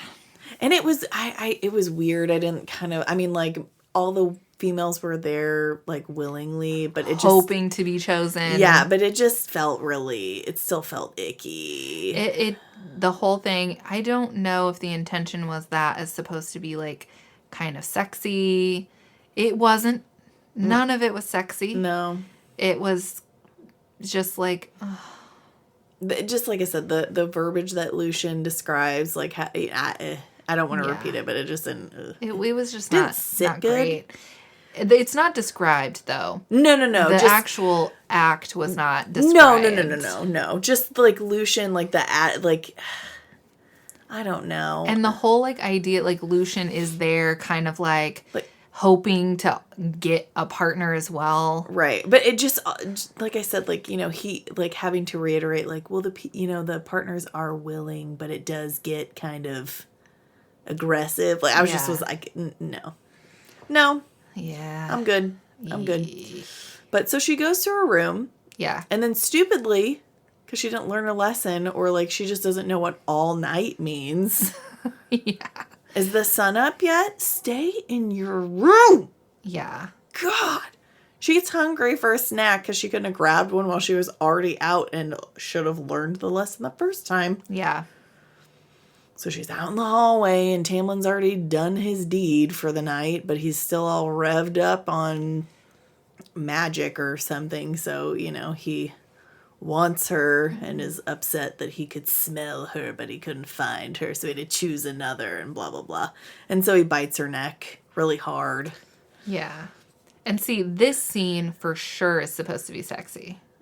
Yeah, I guess. I think it the way that, like, before he actually bites her, he, like, has her up against the wall. Right. And he's, like, very close to her, and she's... You know, she also... feeling the heat. Yeah, feeling, like, the heat. Yeah. And she's also... she's not afraid. No. She's not, like, she's cowering almost like, or afraid. I know you. She's like, kind of, like, challenging him a little. Yes. Like, defiant. Because like, she's a little jealous. Yeah, she is jealous for reasons that don't make sense because they've had zero chemistry up to this point, period. But she's jealous. Yeah. And she's thinking about, that female he was just having sex with. Right. And so she's, like, trying to challenge him, being defiant. Right. And then he, like, latches on and bites her neck. Yeah. And it was just not sexy. No. I just don't find anything Tamlin does to be sexy. No. He kind of gives me the ick, just generally. They have moments like I said, when he shows his compassion to that fairy and stuff like that. Like, moments like that, I'm like, okay, I like this side of this guy. Mm-hmm. But otherwise, he's solemn and stern, and all of their chemistry is very physically, lustfully based. I don't feel a emotional connection necessarily. Right. Because I don't feel like we ever get any information about who Tamlin is as a person. Like, we have no other than, like, he's the youngest of his siblings who were all murdered, so he had this kingdom and this high lordness sort of thrust upon him, as well as showing signs of being more than his siblings or something. It kind of alluded to, like, how, like, his powers kind of couldn't hide what, like, obviously magic intended for him to maybe rule or something to that nature. Because I think that's kind of what they describe in all the courts, is that the succession to the High Lord's seat is not based on, like, it's not always the oldest. Right. The magic picks who or it's whoever's the strongest or the most cunning, or, you know, whoever they kind of figure out who it's almost meant to predetermined be. almost. So just because he was the youngest, he could have always just been but it also seems like there's, like, a cutthroatness to it, so I don't fully know how it works. But for him it did seem destined. But, like, in the Autumn Court, it seems sort of like they're all vying for the spot, and it's whoever's whatever. Yeah, I think... I don't know. I think what the cutthroatness comes in is, like, when you have a lot of siblings, because they all are High Lords, right? So that insinuates male. Right. So when you have all these sons, they all want that power. And so if one who's showing signs of being the High Lord gets killed, then that magic has to go somewhere else. Gotcha. Yeah. So I think that's where the cutthroatness comes in. And they're like, time to die today. Right. Right. So. Right. It just makes me think of the opening scene, or one of the opening scenes of the movie Stardust. Like, the siblings basically kill each other off so they can be, like, the next in line or whatever. It's ridiculous. Yeah. But, so other than the fact that his whole family was murdered. Well, and having having to rule, like, thrust upon him, just like the responsibility of taking care of her family was thrust upon her. That's really the only, like, I kind of understand that. But I feel like they're two very different things. But she tries to kind of make them seem like the same thing. Right. You know what I mean? So I don't fully understand the connection. It is, for me, their relationship is based on lust and physical desire. Yeah, I agree. And that is mistaken for love. Yeah, and I think after spending so many years being the one with all the responsibility to take care of people, now she's in a position to be taken care of. Right. And she has the pressure lifted off of her. Right. And it's a nice reverse, for sure. Yes. And so I think because he is the one who is doing that, and she's also lived all of that time pretty isolated. Like, she didn't have a close relationship with any of her family. True. So having someone to kind of, at least the perception that she has is that he kind of sees her as a person and not a meal ticket. True. So I think she thinks that equals love. Right. And she even has a hard time admitting that her feelings are love. She kind of has to learn what love means to her. Right. And even still, I think she still has some figuring out to do. But yeah, for sure. I digress. Yeah. But yeah, he bites her, and then, it's awkward for like 5 minutes, and then they get over it, and then they continue to bond, and she continues to paint, and their summer solstice, and Feyre decides to get drunk on fairy wine, and then her and Tamlin kiss, and yeah, and it's it's a thing that happens. It's a thing that happens, and in all this meantime, she's building like a cool friendship with Lucien, and Lucien's kind of like a little like devious, and he jokes, and he's kind of like a little bit. He's not like mean, but he's kind of like a mean big brother sort of way. That's the vibe. He's kind of a sharp version of like a Fred and a George, right? Because he's like he's kind of tricksy, he's not as serious. Yeah. I feel like she feels more comfortable with Lucien. Yes. Because when she's dealing with or wants to do something, she doesn't ever go to Tamlin first. She goes to Lucien first. Because she knows, like, he's going to be the easier sell off the jump. If anything, like, maybe Lucien should have been the love interest. Please don't come for me. Okay, anyway. I mean, in this book. I agree. I agree. I feel like she has a much clearer connection with Lucien and a lot more chemistry. Yeah. But also, when I'm thinking about a relationship, I want a partner who I can joke with. Right. Like, that's why Dakota and I have been together for so long, is because when we hang out, we literally just sit around and make each other laugh. Yeah. Like, that's... Yeah. If that didn't exist, I would never be with someone who was so serious. Right. Because life is not that serious. No. Right. Unless you make it that serious. Right. Like, even if I have a shit day, I know that I can come home and, like, Dakota and I can just, like, laugh. Right. And, yeah, I just don't ever see Tamlin being that person. I don't think he ever laughs. He does laugh during the summer solstice, and I only know that because I think that, like, they make a comment that he and her, like, both laugh at some point, and it's, like, a rare occurrence for either one of them. Like, her, because her life has been such... turmoil. Garbage. Yeah, struggle. And him being so stoic and stern, Yeah. But, so I do think they at least laugh once. Wow. I know. But so after things are looking promising for Feyre and Tamlin, the next day at lunch. Things be popping off at lunch. Who'll be returning, Maddie? It's Mr. Tall, Dark, and Handsome. Ooh. Ooh. And who does he turn out to be? But the High Lord of the Night Court. Uh-huh. So he pays a visit, and Feyre's like, holy shit, this is the guy that saved me. Right. This is the most beautiful man I've ever seen. Damn it. His name is Rhysand, and it is clear that Tamlin and Lucien do not have high opinion of Rhysand. No. They do not like him. No. And I think, like, the day before that day, like, or is it later, he leaves a head for them in the garden. Oh, I think it was, like, a few days before this. Right. Because he says, didn't you get my gift? Yes. I feel like Rhysand has a British accent. Yep. No, he has that air about him. Didn't you get my gift? Yeah. But obviously, we learn later that he did it because he was told to. But... yes. I think this is a little nugget that's supposed to make us think like, oh, is he evil? He's leaving heads in people's gardens. Yeah, little did SJM know that we were all like, hello. I'm completely forgetting he left a head in the garden. Right.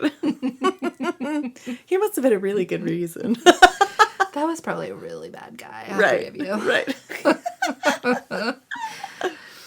So Rhysand is swaggering around, and he's, like, trading taunts.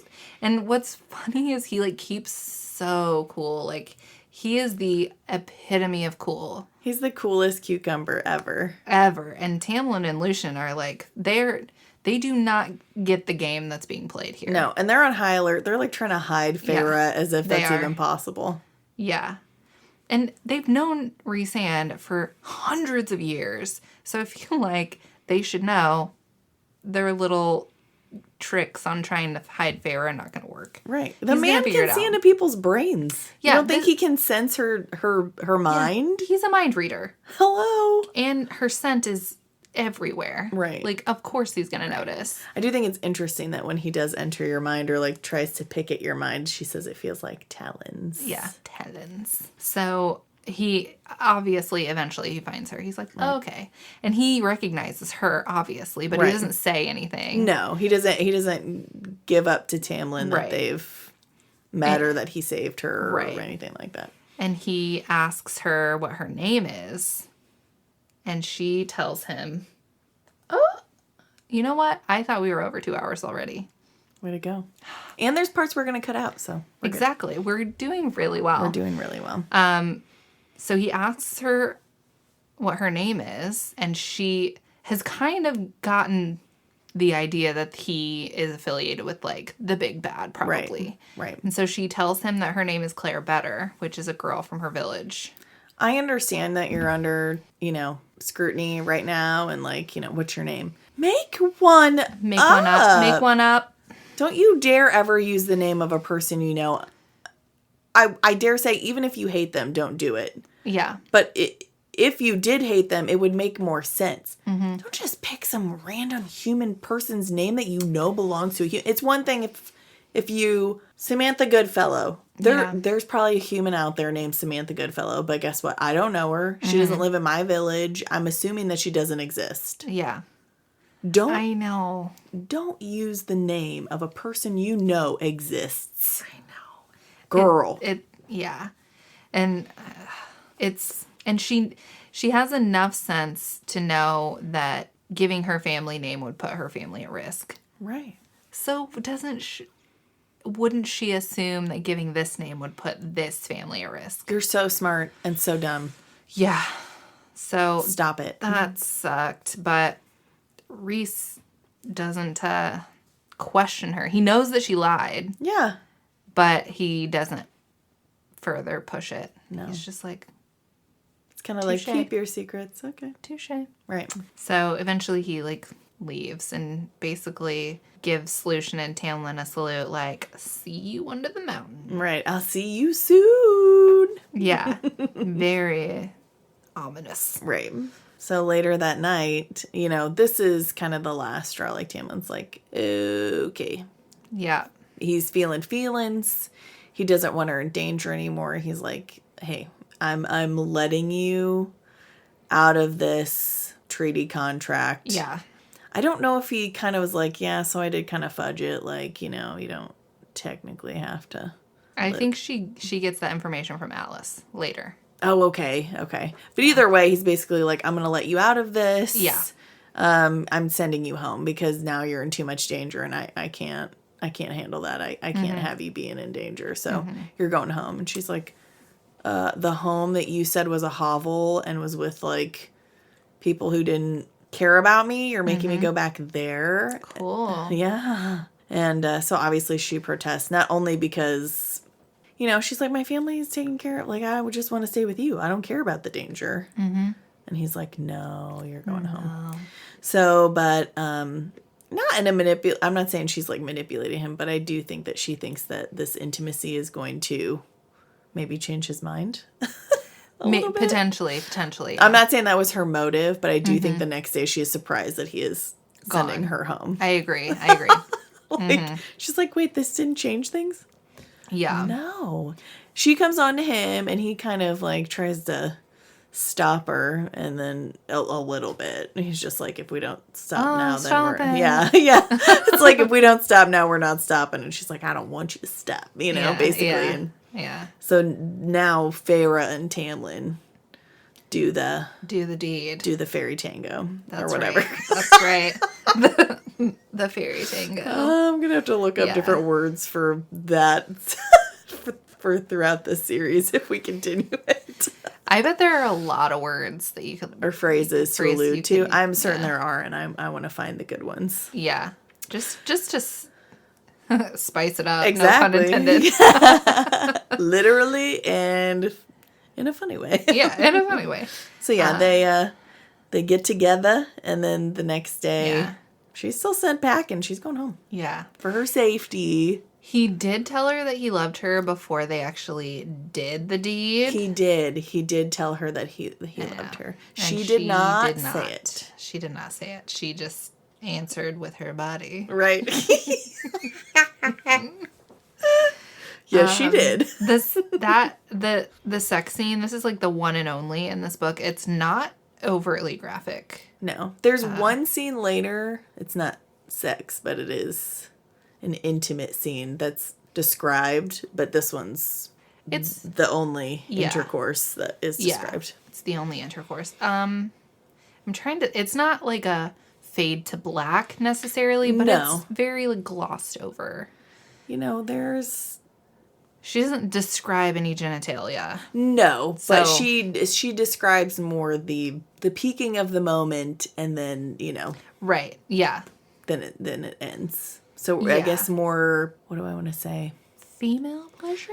Well, just it's described more in a not visual sense. I don't know. It's not a physical body description. It's more of an experience. It's a description of the experience she is having. Right. Yes. Correct. If that makes yes, it makes perfect sense. Yeah. Boy, was that uncomfortable. I can't get the words out right. Okay. Yeah.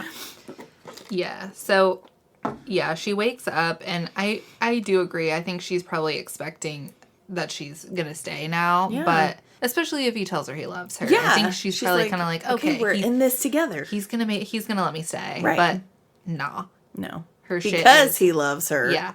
She's dressed in human fashions. Mm-hmm. She is packed up, sent away in a carriage. Yep. He does tell her he loves her one more time. Yes. Before a carriage leaves, and she doesn't say anything. Yeah. And Lucian kind of looks at her like a little accusingly. Yeah, he's like, I can't believe you're leaving. I can't believe you're like allowing this to happen, you stubborn girl. Like, yeah. And you're listening to him now? Yeah, he also kind of like gives Tamlin a little pushback here. Like, just give her a few more days. Yeah, let her stay here a few more days. Yeah, why are you sending her away now? Just give her a few more days. Yeah. And Tamlin's like, nope. Which kind of seems like, well, what's a few more days? What difference does a few more days make? Yeah. And then now it just dawned on me. It makes me question, like, I feel like the I love yous were genuine, but they were possibly also little, like... Nudge. Nudge. But no. Yeah. She feels it or thinks she might feel it. She's not sure. Mm-hmm. So that's why she doesn't say it. Yeah. And then she's sent back. I agree with. Yes. No, don't say it if you're not sure. Yeah. Just because someone says it to you is not an obligation to say it back. You do not need to reciprocate feelings that you're not sure of. Right. It's just like, that is beautiful that you feel that, and I appreciate it, and thank you. Yes. I also have stirred feelings. Exactly. That's all you're getting from me. Yeah. It's hard. Yeah, it is. So... yeah, she goes back to her family, and this is where she realizes what Tamlin's done for her family. Yes. Like, they now live in a huge mansion. They have, like, all this wealth again. Like, their wealth is restored and then some. Yeah. He hasn't just kept them alive. He has, like, put them back at status. Yeah, they're back on the map. Not only did he, like, put them up in this house and give them money, but the reason that they lost their wealth in the first place is because a ship with goods... I think, like, 3 ships. 3 ships, like, disappeared in, like, some weather or whatever. Yeah, they sunk in a really bad part of the sea that they knew was risky, and they sent 3 whole ships. Yeah.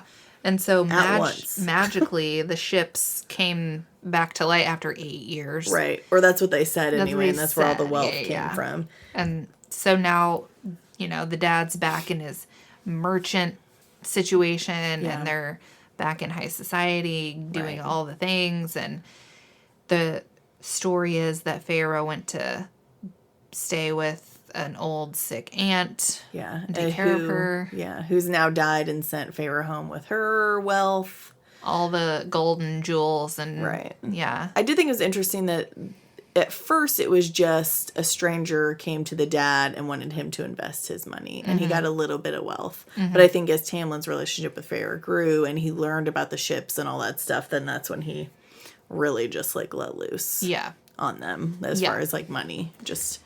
yeah. So, yeah, they didn't suffer one day, I don't think. No. And, you know, So they're just living it back up. Elaine is delightful and, she can grow a garden. Why weren't you growing vegetables? Yeah. I know we were in winter when we met them, but it didn't seem like gardening was a thing she was doing. Yeah. Like, why could you not? I mean, I know seeds cost money, but like, you had some sometimes. Yeah. This occurred to me in this moment. I was like, why wasn't that girl making vegetables in the garden? I know.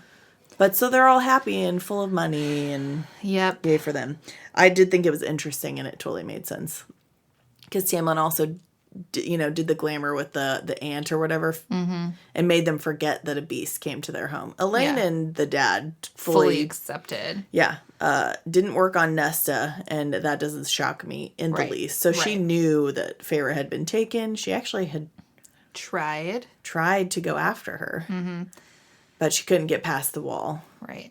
The quote-unquote wall. Yeah. Yeah, she couldn't find, like, the little rip that the Fae go through. Then, things started turning up for them, and she, I think, figured that Feyre was fine and safe, so. Yeah, and that whatever was going on with Feyre was probably responsible for the change in fortune. Right. Yeah, and this time when Feyre's back with her family is when Nesta is at her best, really. Right. She explains, like what you said earlier about her anger towards the dad and waiting for him to kind of step up. And she doesn't apologize to Feyre for anything, but she does say, I was angry at you for doing what I couldn't. Mm-hmm. Which, again, I argue wouldn't. Not because I feel like she could have gone out with Feyre and been like, okay, teach me what you... Let me help. Yeah. Yeah. She did not do that. Yeah. Because of her anger for her father, but her love for her sisters should have been greater than her hate for her father. Exactly. And, so I think we do see, like, a little bit of bonding because now they're in society. Now they're attending balls and Feyre doesn't. She's never done this. You know, she was too young before they lost their wealth. Yeah. And so now this is all new to her. She has no real experience. Nesta's uncomfortable because all she can think of is these are the people that didn't do anything to help us while we were starving. Right. And Elaine even acknowledges it, I think. But, like, kind of more in a, like, it's crazy. The people that ignored us, they're back. It's just like, Elaine. Yeah. I do think a part of her acknowledges, like, these people they're not real friends. Right. But I think that's the first time we see Elaine see something that isn't, she's aware. Yeah. This is like a level of a cognizance that we don't see in her previously, but I think her penchant for niceties and politeness overtake that. Agreed. So she's like the host. Mm-hmm. She's the host, the eternal host. Mm-hmm. And Nesta and Feyre kind of like attached to each other. Yeah. Because both of them are just not about it. Right. And basically. They know the truth of what happened. Exactly. So we get that and it's nice. But, and Nesta's actually the one who makes Feyre realize that she needs to go back to Prythian. Right. Yeah. Feyre realizes that she loves Tamlin and she wants to be with him and she wants to help him fight whatever this blight is and do what she can to save him. And Nesta's like, go and don't come back. Yeah. Obviously we're fine. Like, just go live your life. Yeah. And Nesta's like, maybe I'll take my money and see what else is in the world. And I was like, Nesta. Yeah. That was cool. Yeah, so that's the last time we see Nesta in this book. Right. And I thought moving forward we were going to get more sister. Right. Like, you might get little bites here and there of, like, old behavior is what I was thinking, but, like, that we would continue to move forward. Yeah, I thought that at least their relationship was going to be strong. Yeah. Maybe she wouldn't treat her the way she treats Elaine because she kind of treats Elaine like Elaine's a toddler. Yeah. So, but I thought maybe her and Nesta and Feyre would be more like friends, like equals. Right. Like a respect. We're both strong, capable, and I have to protect Elaine. But I don't have to protect you, so I can be more open with you. Yes, exactly. That doesn't happen. Spoiler for future books, that doesn't happen. Yeah, it doesn't happen. Yeah, so Feyre goes back to Prythian. Yep. She goes back to the manor, and that shit is wrecked. Wrecked. And empty. Yep, except for Alice. She's gathering supplies. She's in there. She's trying to, like, hurry up, get all of her shit. And she just calls her a foolish mortal girl. Yeah. She's mad at... Alice is mad at her, Feyre. She is. And I was so confused, because Alice also, in this moment, tells Feyre everything. Basically. Everything that she can. There's, like, everything one thing that she can't. Yes. Which we don't know. But, yeah, she's like, okay, well, now that everything's happened, now I can tell you. And you are just a stupid, foolish, mortal girl. Like, just like, dang, Alice. Exactly. So, like... Chill. Yeah. So there is no, like, blight. It's a curse. And that's why the masks are on. Amarantha put this curse on Tamlin in the Spring Court that he would have basically like 49 years.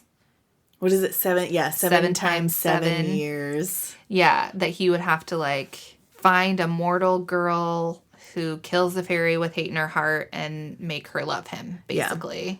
Yeah. Because he... And all of this is done by a woman named Amarantha. Yeah. Amarantha wanted Tamlin, and Tamlin was like, "No, I'm not interested. Mm-hmm. I would rather be with a human woman, than you." And Amarantha hates humans. She was like on the side of the war, obviously, that wanted to keep humans as slaves, and her and her sister both were like super gross about like how they enjoyed murdering humans and stuff like that. And I think he also said an unkind word about Amarantha's sister too, who was killed, you know, due to foolish folly and falling in love with a human and all that jazz. So it just was bad news bears for Tamlin and his court, and so the whole Tam. Yep, her things weren't only towards him, you know. She kind of snuck in because she worked. I say worked.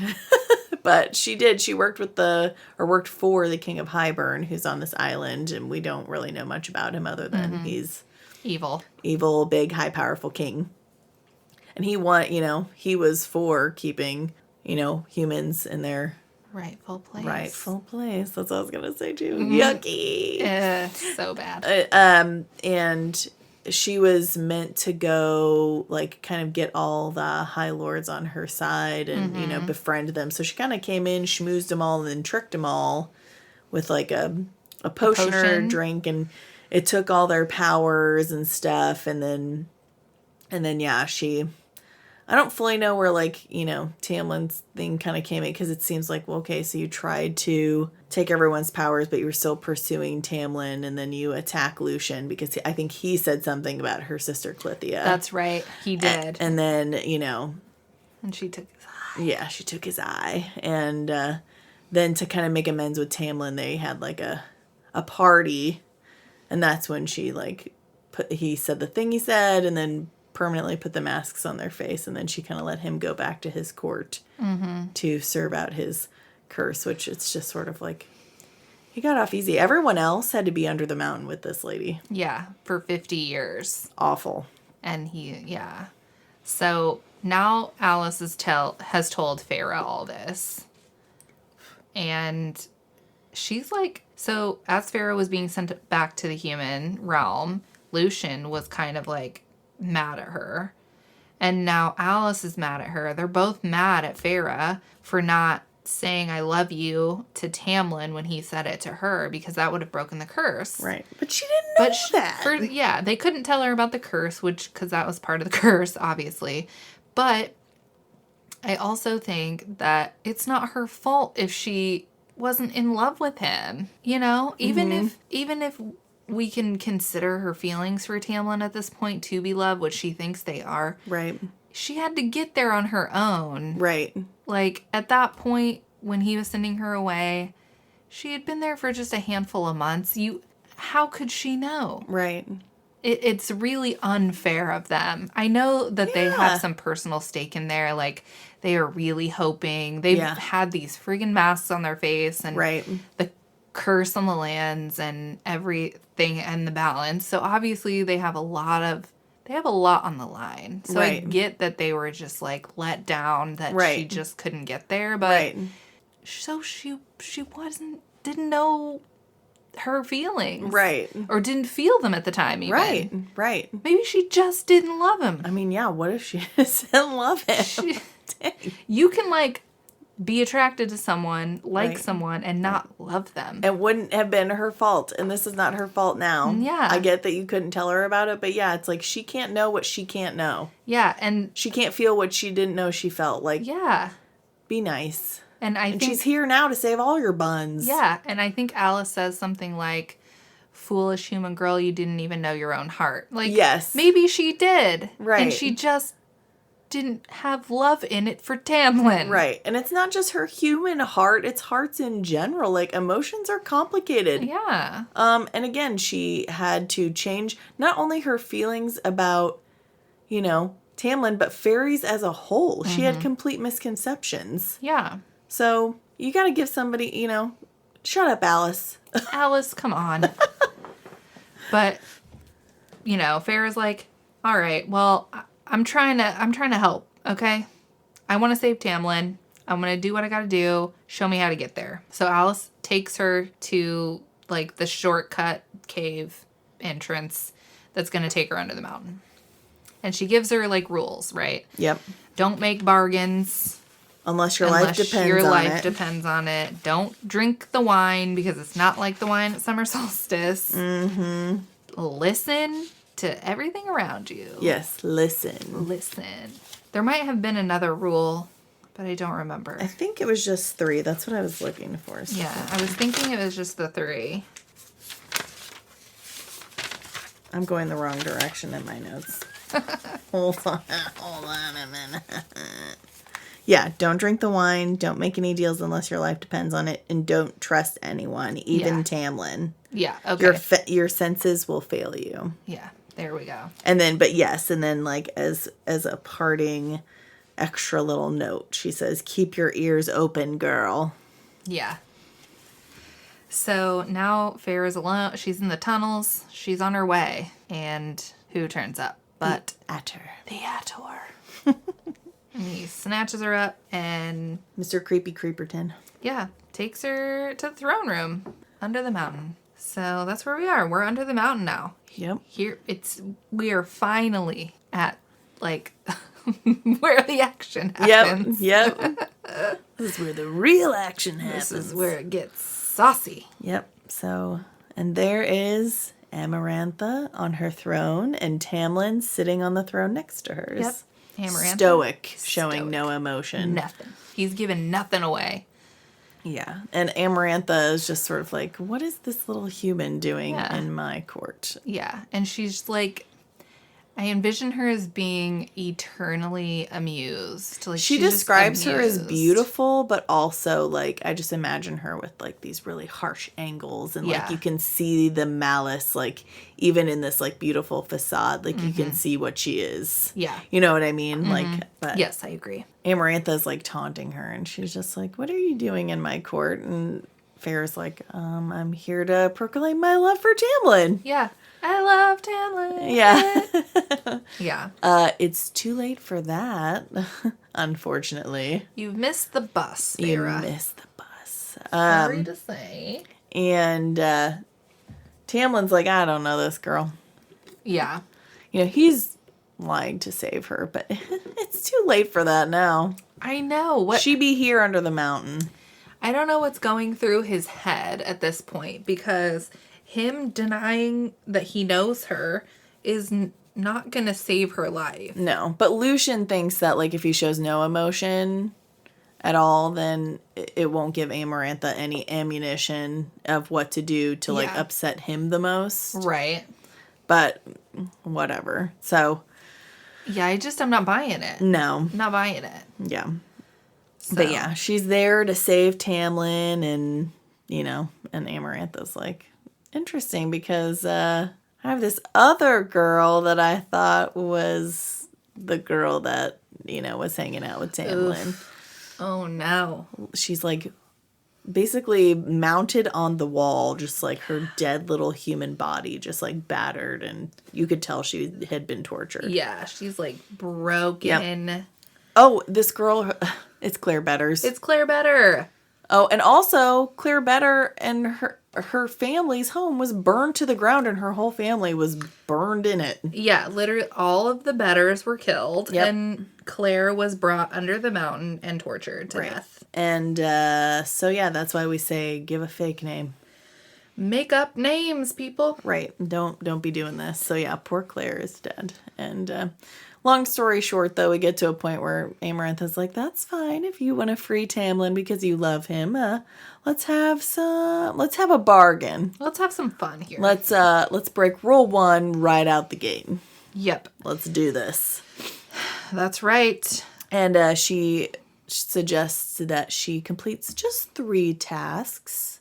And as she completes these 3 tasks, then she'll let everyone go. Mm-hmm. Mm-hmm. So each month at the full moon, we will have a new task. And as I said, if she completes them all, the curse will be broken as well as letting everyone go free. But if not, then she'll die. That's right. So great option. And alternatively, if Farah can solve the riddle that Amarantha comes up with, which is actually the opening quote of this episode, then the curse will instantly be broken. Yep. Gotta be careful with fairies and their wordage. That's right. Farah used to think that fairies couldn't lie. Farah and fairies. Lord help me. Yeah. She thought that fairies couldn't lie and that iron harmed them. Mm-hmm. Neither are true. Correct. Yeah. But the ashwood does weaken them. Mm-hmm. It like zaps to where their they can magic. be killed. Yeah. So, but anyway, so we've got the riddle that can give instant freedom. Mm-hmm. Farah doesn't know. Yeah, she doesn't even like take time to think about it. Really, she's just like. So is it a disease? I'm not sure. Yeah. So she agrees. She doesn't know what the tasks are yet. Right. She's not like given an itinerary. No, it's 3 tasks. And okay. So she agrees, and then she's beaten unconscious and then taken to a jail cell. Mm-hmm. Great fun. Lucian comes to her and he heals her as much as he can without like making it too obvious that she's been healed. He kind of like leaves the bruises, but like heals her like major wounds. Yeah. Or like the pain inside. Yeah. And during all of this, like Tamlin gives 0 reaction. He's just sitting there staring into space. Yeah. No claws, no nothing. He's trying to react 0 to give Amarantha no ammunition, I guess. Mm-hmm. And, no information. So. Yeah. But we get to task number 1. And this is where one of our creatures come in. Yep. The Midgard worm. That's right. Now, this one is just gross, really. Yeah. I envision that it's like all of the high fae that are trapped under there and Amarantha are like under, like, it's like stadium style. Yeah, and they're that's all sitting up here and looking down on like a maze. Mm-hmm. And she's in there. Yeah. In the trench style. Yeah. That's how I envision it. Me too. So it's like a mud trench, basically. Mm-hmm. And she's in there. She's running from this worm. It's trying to get her. Wants to eat her. And she's got to like, I don't know is she just supposed to escape and get out? Or she's supposed to just not die. Not die. I think just not die. Survive. And that is something that she is good at. Yes. So this is kind of like up her alley. Yeah.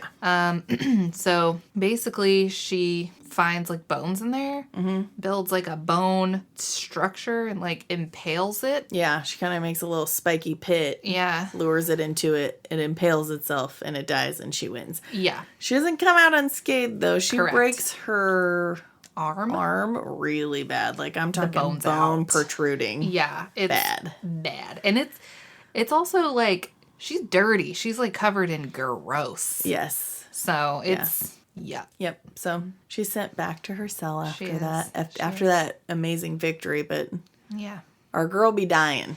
She got blood poisoning. Sepsis is setting in from that wound. Yeah. It's going to get infected or it's already infected. Yeah. She is dying. She's straight up dying. And when you know, at this point, who turns up but Rhysand? He be under the mountain. He's there. Just like everybody else. Yeah. Obviously, he's been doing things on the behalf of Amarantha. Yeah, he's been like... To a point. Yes. Rhysand, everybody calls Rhysand Amarantha's whore, by the way. Yeah, because... He's basically her bed slave. Right. Essentially. And, let's just say right now, it's not consensual. No. He doesn't go into great detail, but yeah, it's like that's part of his punishment, basically. That, you know. But he plays along. Yes. Because he wants to play nice, you know, until it's his moment, until he sees an opportunity that he can kind of get the upper hand. Up until then, he's biding his time. Yeah, he's playing the cards he's dealt, and he's trying to prove that he is the loyal slave that he is. Yeah. So he sneaks into her cell, essentially. And he's like, I can see that you're dying. I can heal you in exchange for one... Well, I think he says... He starts at 2 weeks. 2 weeks a month you will spend with me at the night court. Yep. And she's like, no. She's like, what? Why? And he was like... I have my reasons. Yeah. And she's like, no, I'm not going to do that. And so he, like... After some back and forth, he's just like, fine, fuck it, I'm leaving. Right. Then bye, die. Peace out, back in the shadow whence I came. He does, like, this is, like, a point of contention also. Like, he does kind of, like, grab her arm, like, the injured arm. I think he starts to heal it a little bit, though. Yeah. I thought. Well, I know that he has to... In order to heal it, it does hurt her. Yes. Because the bone has to, like, snap back together.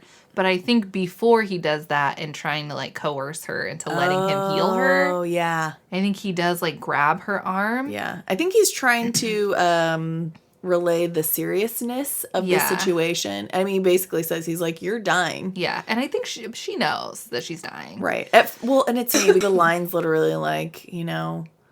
I wasn't sure that I was dying, and I was like, but I'm certain that I'm dying. I'm like, what? Do you remember that? Like, it was just like within the same paragraph. I was like, wait, what? No.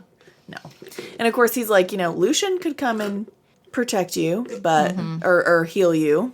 Yeah. But he could come tomorrow. He could come a week from now, and you're dying right now. Yeah. You might not last that long. You might not be able to wait for Lucian. Right. Because during the worm trial, Lucian shouted out, you know, look out! Look out! Yeah. And he was punished.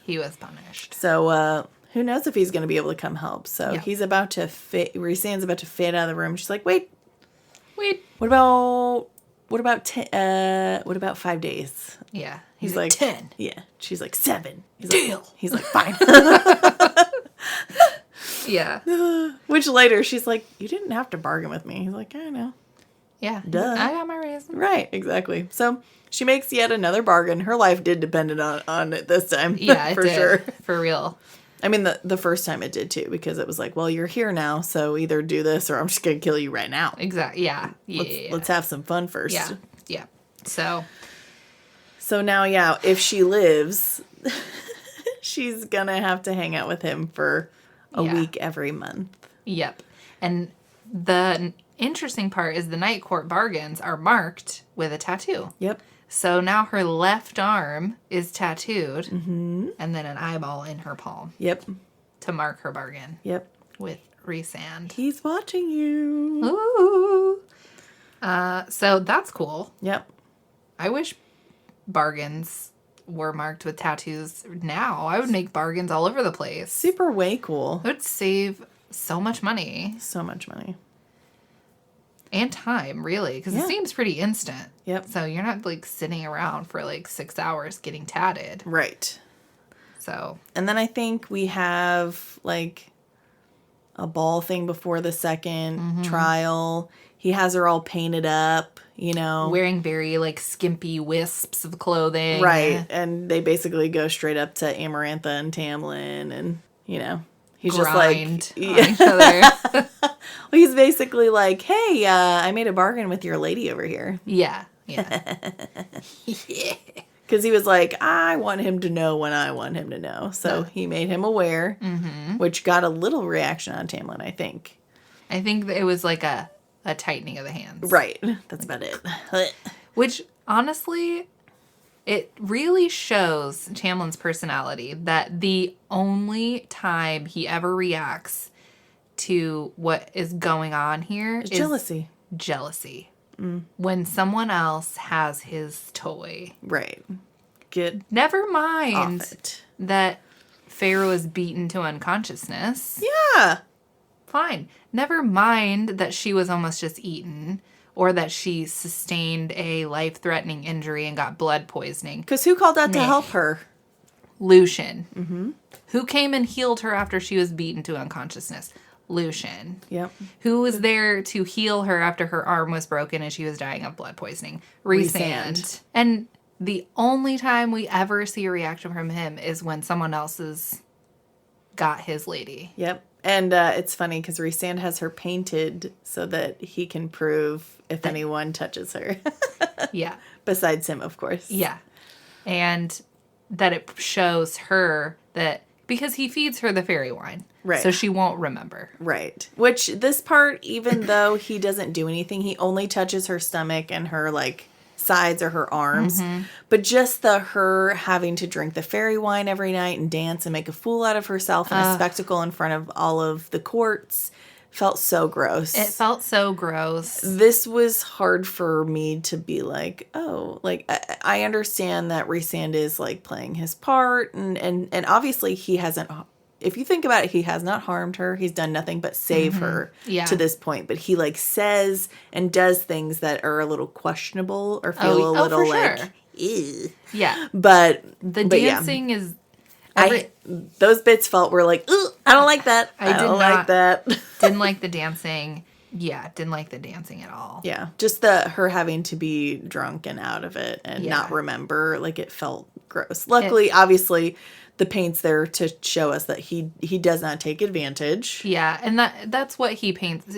It's so she knows when she she sees herself. Right. And so, like, later he has, like, you know, deniability with Tamlin. Like, see, I didn't touch her anywhere else. Yeah. But but it still isn't great. No, it's not great. But then we have scenes like that before Task 2 and after Task 2. So that's kind of like mixed in. It's like an ongoing thing while they're in the trials. Right. Pretty much. Right. So. But Task 2. So basically Task 2, Feyre and Lucien are like in a box. There's like a wall separating them. But essentially the ceiling is like lowering onto them. Are there spikes on the ceiling? Yeah, there's spikes on the that are lowering on top of them. And so she's got 3 levers, and Feyre can't read. I was going to say, I guess we didn't really tell you this really important thing about her. She can't read or write. She can, but it's very difficult for her. She has a very rudimentary level of... She essentially, like, knows her letters, and that's it. Right. And she's so stressed out, like, even though she kind of starts to read it, it's like, this scene took way too long for me. Way too long.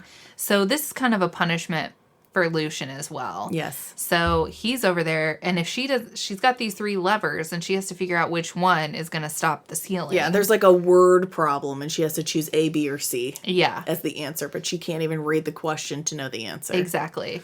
And she's kind of like trying to process of elimination, which one is the right one. Her reasoning was so crazy. Like, so crazy. One was, I can't even remember now. Like, one was being alone or, you know, something like that. And then 2 was her and Tamlin. That's a good number. Yeah. And then I think 1 was like people who look out for themselves that are evil, like Amarantha, maybe something like that. And then 2 was her and Tamlin together, a force to be reckoned with.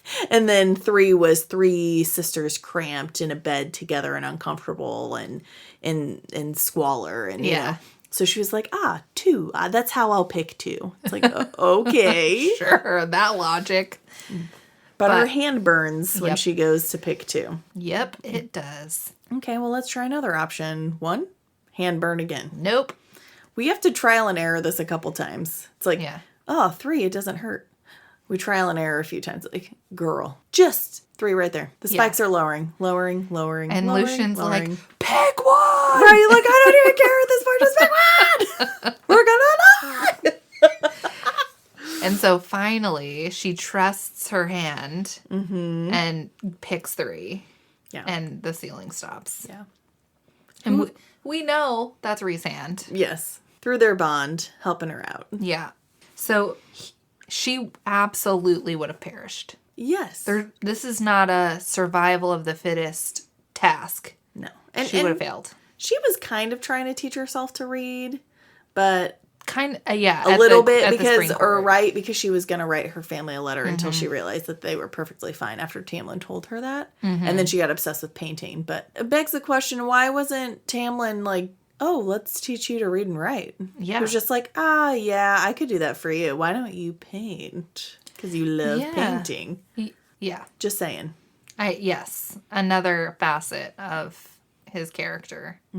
I'm not going to waste my time to teach you. I'm not going to better you. I just let me do that for you. You are, you sweet little weak human. Yeah. Let me do that for you. Yeah. Yeah. You don't because as you pointed out to me, and I really caught it in the text, like, he likes her humanness. He does. Yeah. And I think he likes her dependent on him. Yes. He does. So why would he teach her to read and write when she could just paint? That is something, whenever I was reading it, their time at the spring court, that he fetishizes her humanness. Yeah. He even has like a paragraph about like what he likes about her humanness. Yeah. So I agree with that a lot. Thankfully, we survived the second task. And I think we have like one final party.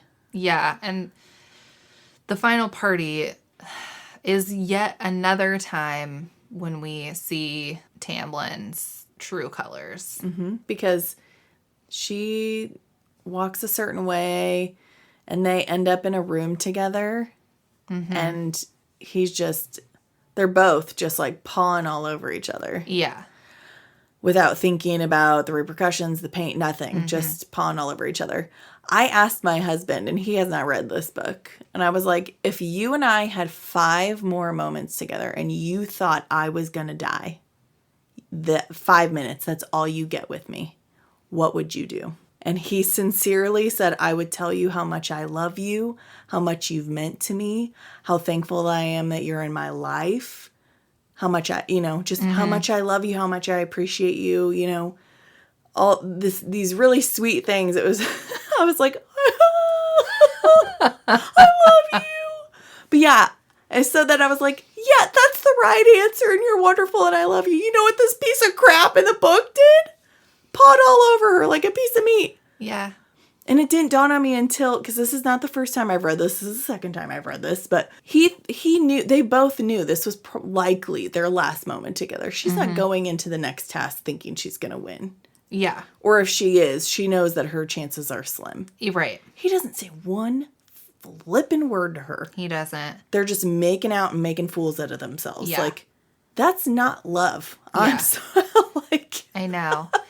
And it also begs the question of, like, couldn't he have tried to do something to help her as well? Like, that's a very good question, because other people are doing things to help her. Yeah, other people are putting their lives on the line. I understand that he's under more scrutiny because Amarantha wants him under her eye. But you can't tell me he couldn't figure something out. Right, exactly. Because Lucian never said, oh, Tamlin sent me. Yeah, Lucian cares about Farah. Yeah. He sees her as a friend. And because at the beginning, Amarantha was like, tell me your name. And she wouldn't. And then she threatened to take Lucian's other eye and harm him. And Farah was like, Farah, my name's Farah. Yeah. Thankfully, she didn't have to give her last name. But yeah, like she, when she did that for him, Lucian was like, dang, that's my girl. Yeah. Yeah. And he gets punished. He gets beaten. He gets put in the second task. Yeah. Where he very likely could have died. Right. Like, he's he's with her in the trenches. Right. He helps her in the first task. Like, right. He's putting his life on the line. Yeah. And Tamlin, all he's trying to do is freaking get laid. Yeah. It's disgusting. And then Rhysand walks in, takes the paint off of Tamlin, and puts it on himself. Well, not yet, but eventually puts it on himself. And him and Farah are kissing when Amarantha busts in. You know? So to take the blame off of, like, what her and Tamlin were doing, like, Tamlin, you just don't think about anything, do you? You dumb piece of crap. Yeah. Such a shit. Angry. Yep. And that brings us to our third and final task. Yes. Finally, we're here. We are finally arrived. So in this task, they bring out 3 hooded figures and 3 daggers on cushions. Oof. Yikes. So essentially, these are ash daggers, and Farah's got to kill these 3 fairies. Yep. And then she wins. Yep. And they don't take all the hoods off at the same time. Nope. She goes to the first one, stabs him. Yep. It's a young male fairy, and he's just crying, please don't. Please. You know, she kills him. She does it quick. She doesn't want their lives to be in vain. She has this moment of, like, okay, it's these 3 lives or the lives of every fairy under this mountain. Yeah. You know, she struggles with it, but she knows that the horrible thing that she's about to do, she talks about, like, ripping her soul, like, in pieces, in tatters for doing this. But she knows that she has to trade these 3 lives for everyone else's all freedom. Of the other lives, yeah. And it made me think, like, I don't know. I mean, I would like to say I know what I would do, but wow. That is a heavy burden have been put on her. Heavy burden for sure. So she kills the first fairy, moves on to the second fairy. It's a female. And she's accepted her fate. She's basically, like, reciting prayers. Right. But she's also kind of giving Farah the, like, it's okay. Just do it. Make it quick. Make it painless. Send me to the afterlife. Yeah. So, boom, Farah kills fairy number 2. So she gets to the third fairy, and it's Tamlin. Of course. So she's, like, reeling. The fucking irony here. Whoa. That's a super plot twist there for her. But then she remembers Alice's listen. Like, what have you learned? Listen. Yeah. And so she's recalling, like, all this stuff because she's recalling what she knows about Amarantha. Amarantha wants Tamlin. She would never risk something that she wants. So there's got to be a catch here. And then she remembers she was dropping some eaves and heard Lucian make a remark to Tamlin about, for someone with a stone heart, you're awfully soft, or something like that. Yeah. And so Farah's like, all right. Because the adder then also makes, when the adder's in the garden and he doesn't see Farah, he says something about him having a stone heart as well. Yeah. So she's like, okay, stone heart. I'm going to go ahead and stab him. Yep. And it's gonna be fine. It's gonna be fine. Yeah. So she stabs him, feels that his heart is in fact stone. Yep. Boom, she wins. Hooray, you would think.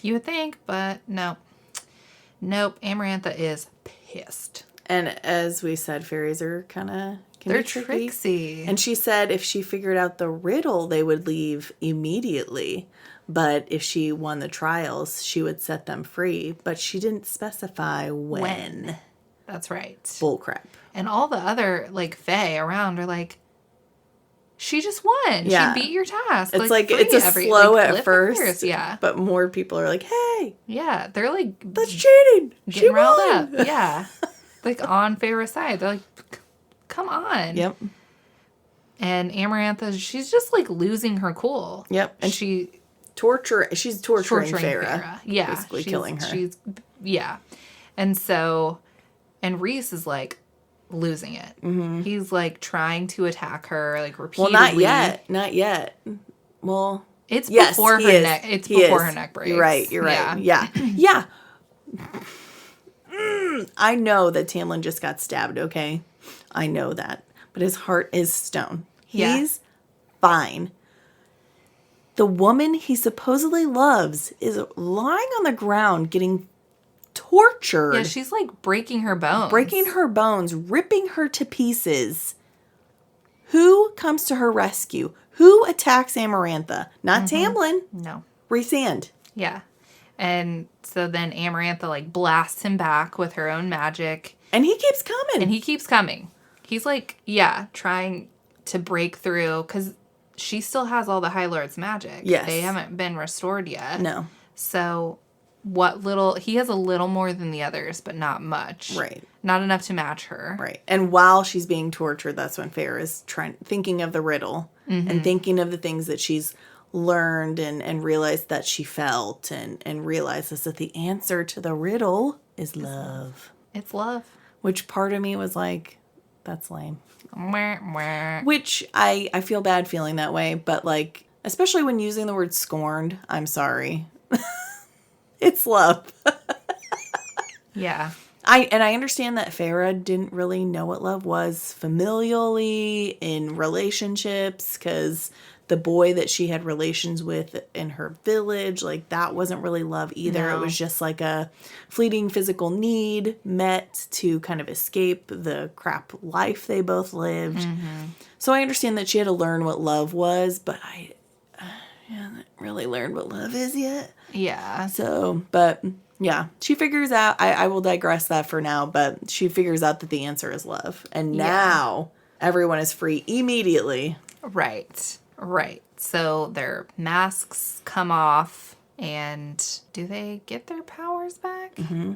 Okay. Pretty sure. If it's not then, it's right after Rhys, because Rhys is still fighting, and he is. He basically grabs a sword and slices Amarantha's head off. Doesn't he? No. I thought he sliced her head off. Nope. Tamlin kills her. Oh.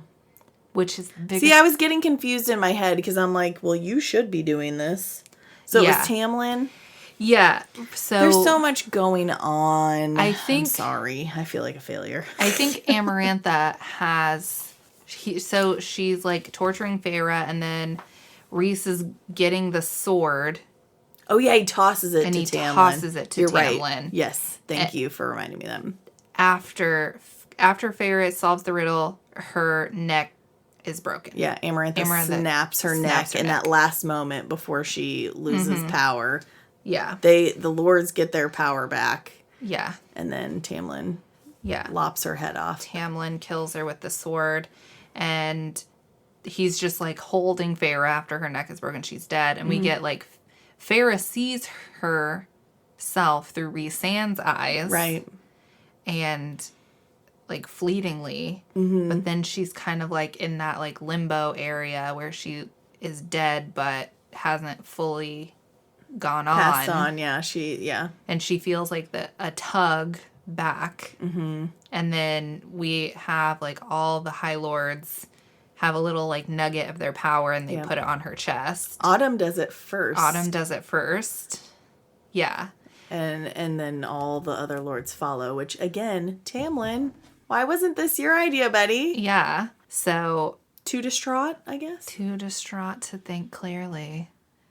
So all 7 High Lords end up putting a nugget of power in her, and this brings her back to life and also makes her High Fae. Mm-hmm. So here we are. Amarantha's defeated. Curse broken. High Lords free. They have their powers back. Yep. Yeah, she and Tamlin are basically just like prepping to go back to the Spring Court. They're like asleep somewhere in like a chamber. She feels like a tug. She walks out to like have a last chat with Rhys. Mm-hmm. And then he like has a weird reaction to her and just vanishes. Yeah. He's like, like he's seeing her for the first time. Yeah. I can't remember if she says something or if it's just as he's like going to leave, and then all of a sudden he like makes this face like, oh. Like a shot. Yeah. Like something has like hit him. Struck him. Yeah. Yeah, and he vanishes. And she kind of just like, that was weird. Yeah. Strange. And then she and Tamlin go back to the Spring Court, basically, and that's it. And Alice is there. Alice with her nephews, Lucian, the whole gang. Yeah. So that's the end. Our lovebirds are together. And truthfully, like, I know that I know more beyond this book, so I tried not to let that affect how I saw certain characters in this one. But yeah, just the glaring, like, it was... I guess I'm skipping to final thoughts. It was just, it's lust. It's lust. It's not love. Yeah. He did things for her, but he didn't help her better herself. He didn't really protect her under the mountain. I mean, like I said, I know there were things keeping him from being able to do so, but if you want to do something, you can find a way. Yeah, I agree. I don't know. And I think their love didn't make sense to me. I don't think I feel like we spent an awful lot of time at the beginning of the book in the spring court without there being any development of their connection in a true way. Like, outside of the summer solstice celebration where he plays her the fiddle. Yeah. That's it, really. And she was drunk then. And she was drunk. Not saying it wasn't like the other fairy wine where she couldn't have, like, control of herself. It was more like the summer solstice fairy wine was more of like a hallucinogen. It was more like she was on shrooms. Right. That's like what I thought of. But right. I understand that, you know, he's providing for her and that has to feel good after being the one doing the providing. But their connection doesn't feel any more than physical to me. It just does and not. He proves time and time again by not acting. Yeah. You know, And I think we see that a lot in this book, that the damage that is caused by inaction. Like, we see it with Nesta and Elaine and Papa Archeron. Right. And then Tamlin's no better than they are. And then Tamlin. So all of the people who should care about her really just put her in dire straits because of their inaction. Right. Their inability to step up for her when she needs them. Right. Even Rhysand, after knowing her for, like... 2 seconds, is like, oh yeah, when you come to my court, like, should your punishment be me teaching you to read? Yeah. The first thing you want to do is help her do something for herself? Yeah. Excuse me? Shock. A what? Yeah, and everyone else is stepping up for Feyre. Like, Lucian's mother steps in to help her in because she's supposed to do, like, household chores during the whatever downtime. And so Lady of the Autumn Court comes in and helps her as well for saving Lucian's life. Rhysand is helping her. All the other High Fae at the end step up for her whenever Amarantha's not freeing her from the curse. Like, everyone else is stepping up. And the only time that Tamlin truly, quote unquote, steps up is after she's dead. Yep. And at that point, Feyre's broken the curse. And then it's like, were his motives for, like, falling for her or, like, wooing her, like, did he really love her? Did he try to see her in that light to break the curse? I think... You know what I mean? Yeah. Like, that had to have at least nudged him in that direction. Well, that's his whole purpose for bringing her there. Exactly. Because we eventually find out that there is no a life for a life in the treaty. Like, Feyre could have killed 40 fairies and been fine. Because other people killed some of his other... Because this is not the first fairy that he sent. Yeah, he's sent fairies out throughout the 49 years of this curse for the express purpose of some girl like Feyre killing one of the fairies so he could bring her back to the court and woo her. Right. So that's... And the fairies were killed by hunters, or it said older women. I'm like, you could have wooed an older woman then. Yes. Come on, sir. Maybe he couldn't woo an older woman. Because she's too smart. She'd be like, bitch, no. Get out of here. Not interested. Please. You and that straight face? Nah. Right. I'm going to take Ginger over here. Thank you. Ooh, who's the boy with the one eye? Hello. Yeah. I like me that golden eye you got there. Right. She's like, tell me the story. Let me put my hands in that hair. Right. Or something. But yeah. Make me laugh a little. I'm not saying that Tamlin doesn't believe that he loves her, but yeah, you know that had to nudge him in that direction to see her in that light. And then, and then all his actions are more, as you said, in the admiration or obsession with her humanness. Yeah. And I think that he sees her as like his little toy doll that he gets to play with. Yeah. And care for. And that she's his. Yeah. That is, it's not like expressly expressed in this book that that's how he feels, outside of that one, like, when Rhysand is like, ooh, I made a bargain with your lady. Yeah. And the only reaction he gives through that whole time period is in that moment. Yeah. So clearly he sees her as his. Yeah. Like, that is mine, and you're touching it. Mm-hmm. So, yeah. I don't think he loves her as a partner. No. Perhaps as a possession, but not as a partner. I agree. Yeah. So. But were there other final thoughts on it that you wanted to share? Well, my Goodreads, I did check my Goodreads rating. I did give it a 3 out of 5, which honestly, most books are a 3 out of 5. Yeah, I think I would have probably gone like 3.5 on this one. But yeah, 3 out of 5. Yeah. Because I like it. I do like it. Yeah. But the other ones are much better. I think the second one is the best one. Agreed. I feel like the 4th and 5th are a different story, and they are on their own. Yes. So, like, out of the first 3, I would say 2, 3, and then 1. Yeah, me too. This one is a 3 for sure. I think I have mixed feelings about this one. There's a lot about it that I wish was different. I wish that, because we're supposed to want Feyre and Tamlin to be in love. Yeah. We're supposed to be all in on them so that when other things happen, we're crushed by it. Right. But it is just, I felt that way the first time I read it and this time. Their connection is not developed at all. No. Then for me, their sincerest connection is when they're caring for that dying fairy. And that's not a moment of romantic connection. No, that's like humanity to humanity. Right. And so this book is based on their relationship.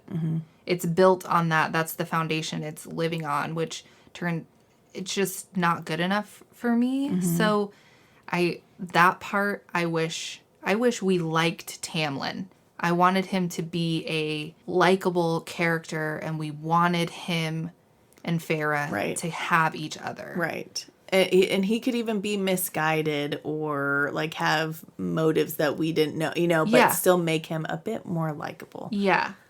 Make me believe it at least. And if you want to flip the script later, then like, of course, flip it. All bets are off. Right. Just make me believe it in this moment. Right.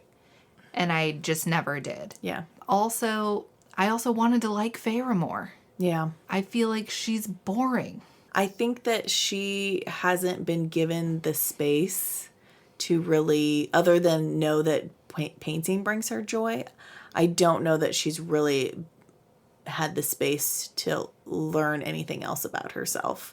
So I will say that can kind of give a little bit of leeway to that character not being fully more developed, just simply because of the life she's had to live and had to live for others, that she herself hasn't been able to really develop beyond being the hunter, the caretaker, and then finding fleeting moments for herself.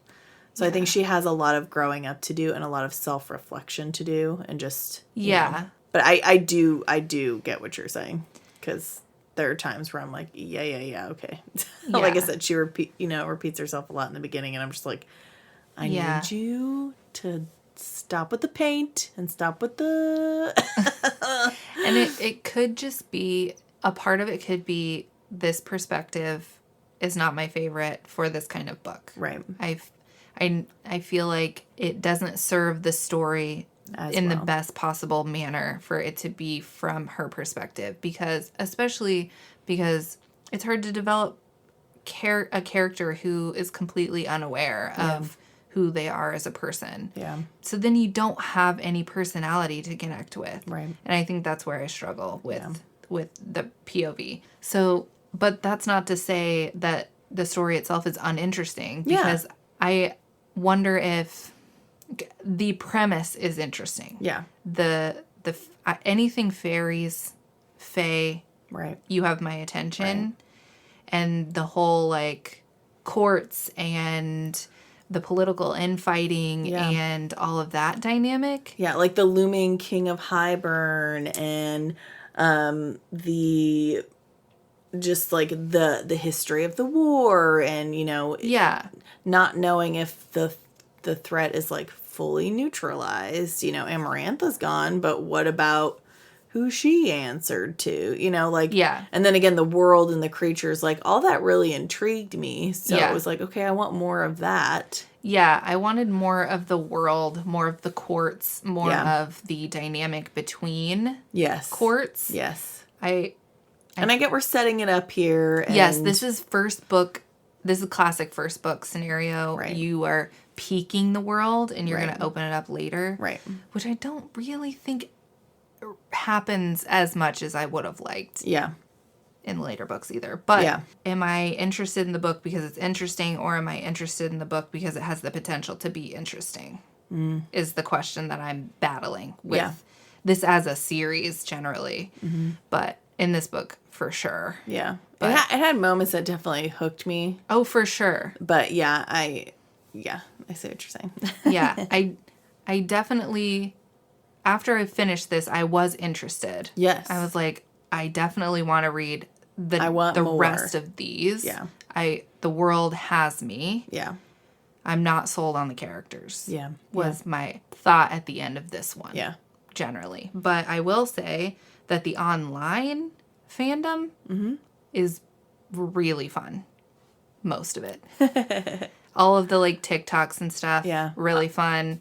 The taking New Girl clips and adapting them. Hilarious. I love it. I love it. It's so good.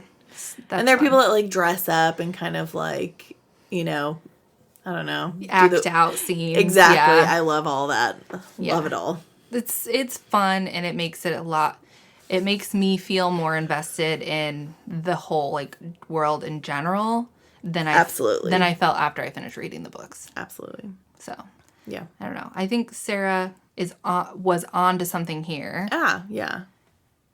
And I just maybe wish she had a better editor to maybe bring up, like, hey, maybe you want to not linger here. Maybe you want to add more of this. Right. Here. I feel like this series as a whole has good fantasy bones and has some really cool, interesting things. But I do think that it also was meant to be a vehicle for spicy scenes as well. I agree. Not obviously in the first one so much, but I think the rest of it was maybe not 50-50, maybe like 60-40. But I not that I think that the spice took away from the story, but I do think that it was just as much of a focus as the rest of the story, and perhaps setting up those romantic bonds and moments took page time away from other things, perhaps. I'm not saying that I didn't think that they should be there at all or what, you know, physical intimacy is very important in relationships. Yeah. But I do think that the focus on the spice may have diverted some attention away from the cool fantasy bits a bit in the series as a whole. But I do like the series as a whole. Yeah. So that's a really kind of a non-answer from me. Yeah. I feel like that's just where we're going to have to leave it, because we could meander on this for a lot longer. I know. But you know, also no news updates on the potential adaptation. No. And we're not going to get any of that until the strike stuff is done. For sure. Yeah. At very least. If not longer. Yeah. So. I agree. So our next novel is The Shining. Woo. Switching gears. Hard left. Yeah. Gotta keep you on your toes. Oh, man. So that's going to be I've actually never read The Shining. Me either. And I actually think this is my first Stephen King book that I've read. I own some, but I think this is the first one I've actually taken off the TBR shelf and read. So I read it when I was in middle school. So big yikes there. It was in the school library and I said, yeah, I think I'll try that. I don't really remember it, to be honest. And then he wrote a book about writing called On Writing. Yeah, I've heard that's actually really excellent. It's excellent. I really enjoyed it. I read that in college. So, yeah. It's on my shelf somewhere. But yeah, it was excellent. That's awesome. But yeah. So this is my first one of his like real novels. Yeah. That I will actually remember. So. I'm trying to remember the author that people compare to Stephen King a lot. Dean Koontz. Yes, I read Dean Koontz. I've not read any Dean Koontz. I think I've read one or two Dean Koontz, but I had not yet read Stephen King. So I'm not super far in, but I'm really enjoying his writing style so far. He does have he's very talented, yes, obviously. I was going to say, okay, now I see why he's written so many books and why they're so insanely popular. He writes 1,000 words every single day. That's his job, so I guess good for him. That's what he does. That's like one of his things that he like gets up every day. Yeah. And writes 1,000 words. Right. And I'm like, oh my God. Yep. That is a lot. Yeah, it is. So much. Anyway, so yeah, that's exciting. Yep, it is. So please rate and review us. Yeah. Send along your book recs and let us know if you've read any of the books that we've covered, if there's books that you want us to cover. We straight up know that so many of you have read ACOTAR, so let's have it. Right, let's have it. Get your criticisms out while you can. Right. We know we've burned some bridges here. We'll try not to take it personally. Yeah. We knew this was gonna be controversial, but that's what we're here to do. Shake it up. Shake it up. So we are responsible for all the tunes and the artwork, so you're welcome. So welcome. So until next time, beware of bargains and read books. Okay, goodbye. Goodbye for now.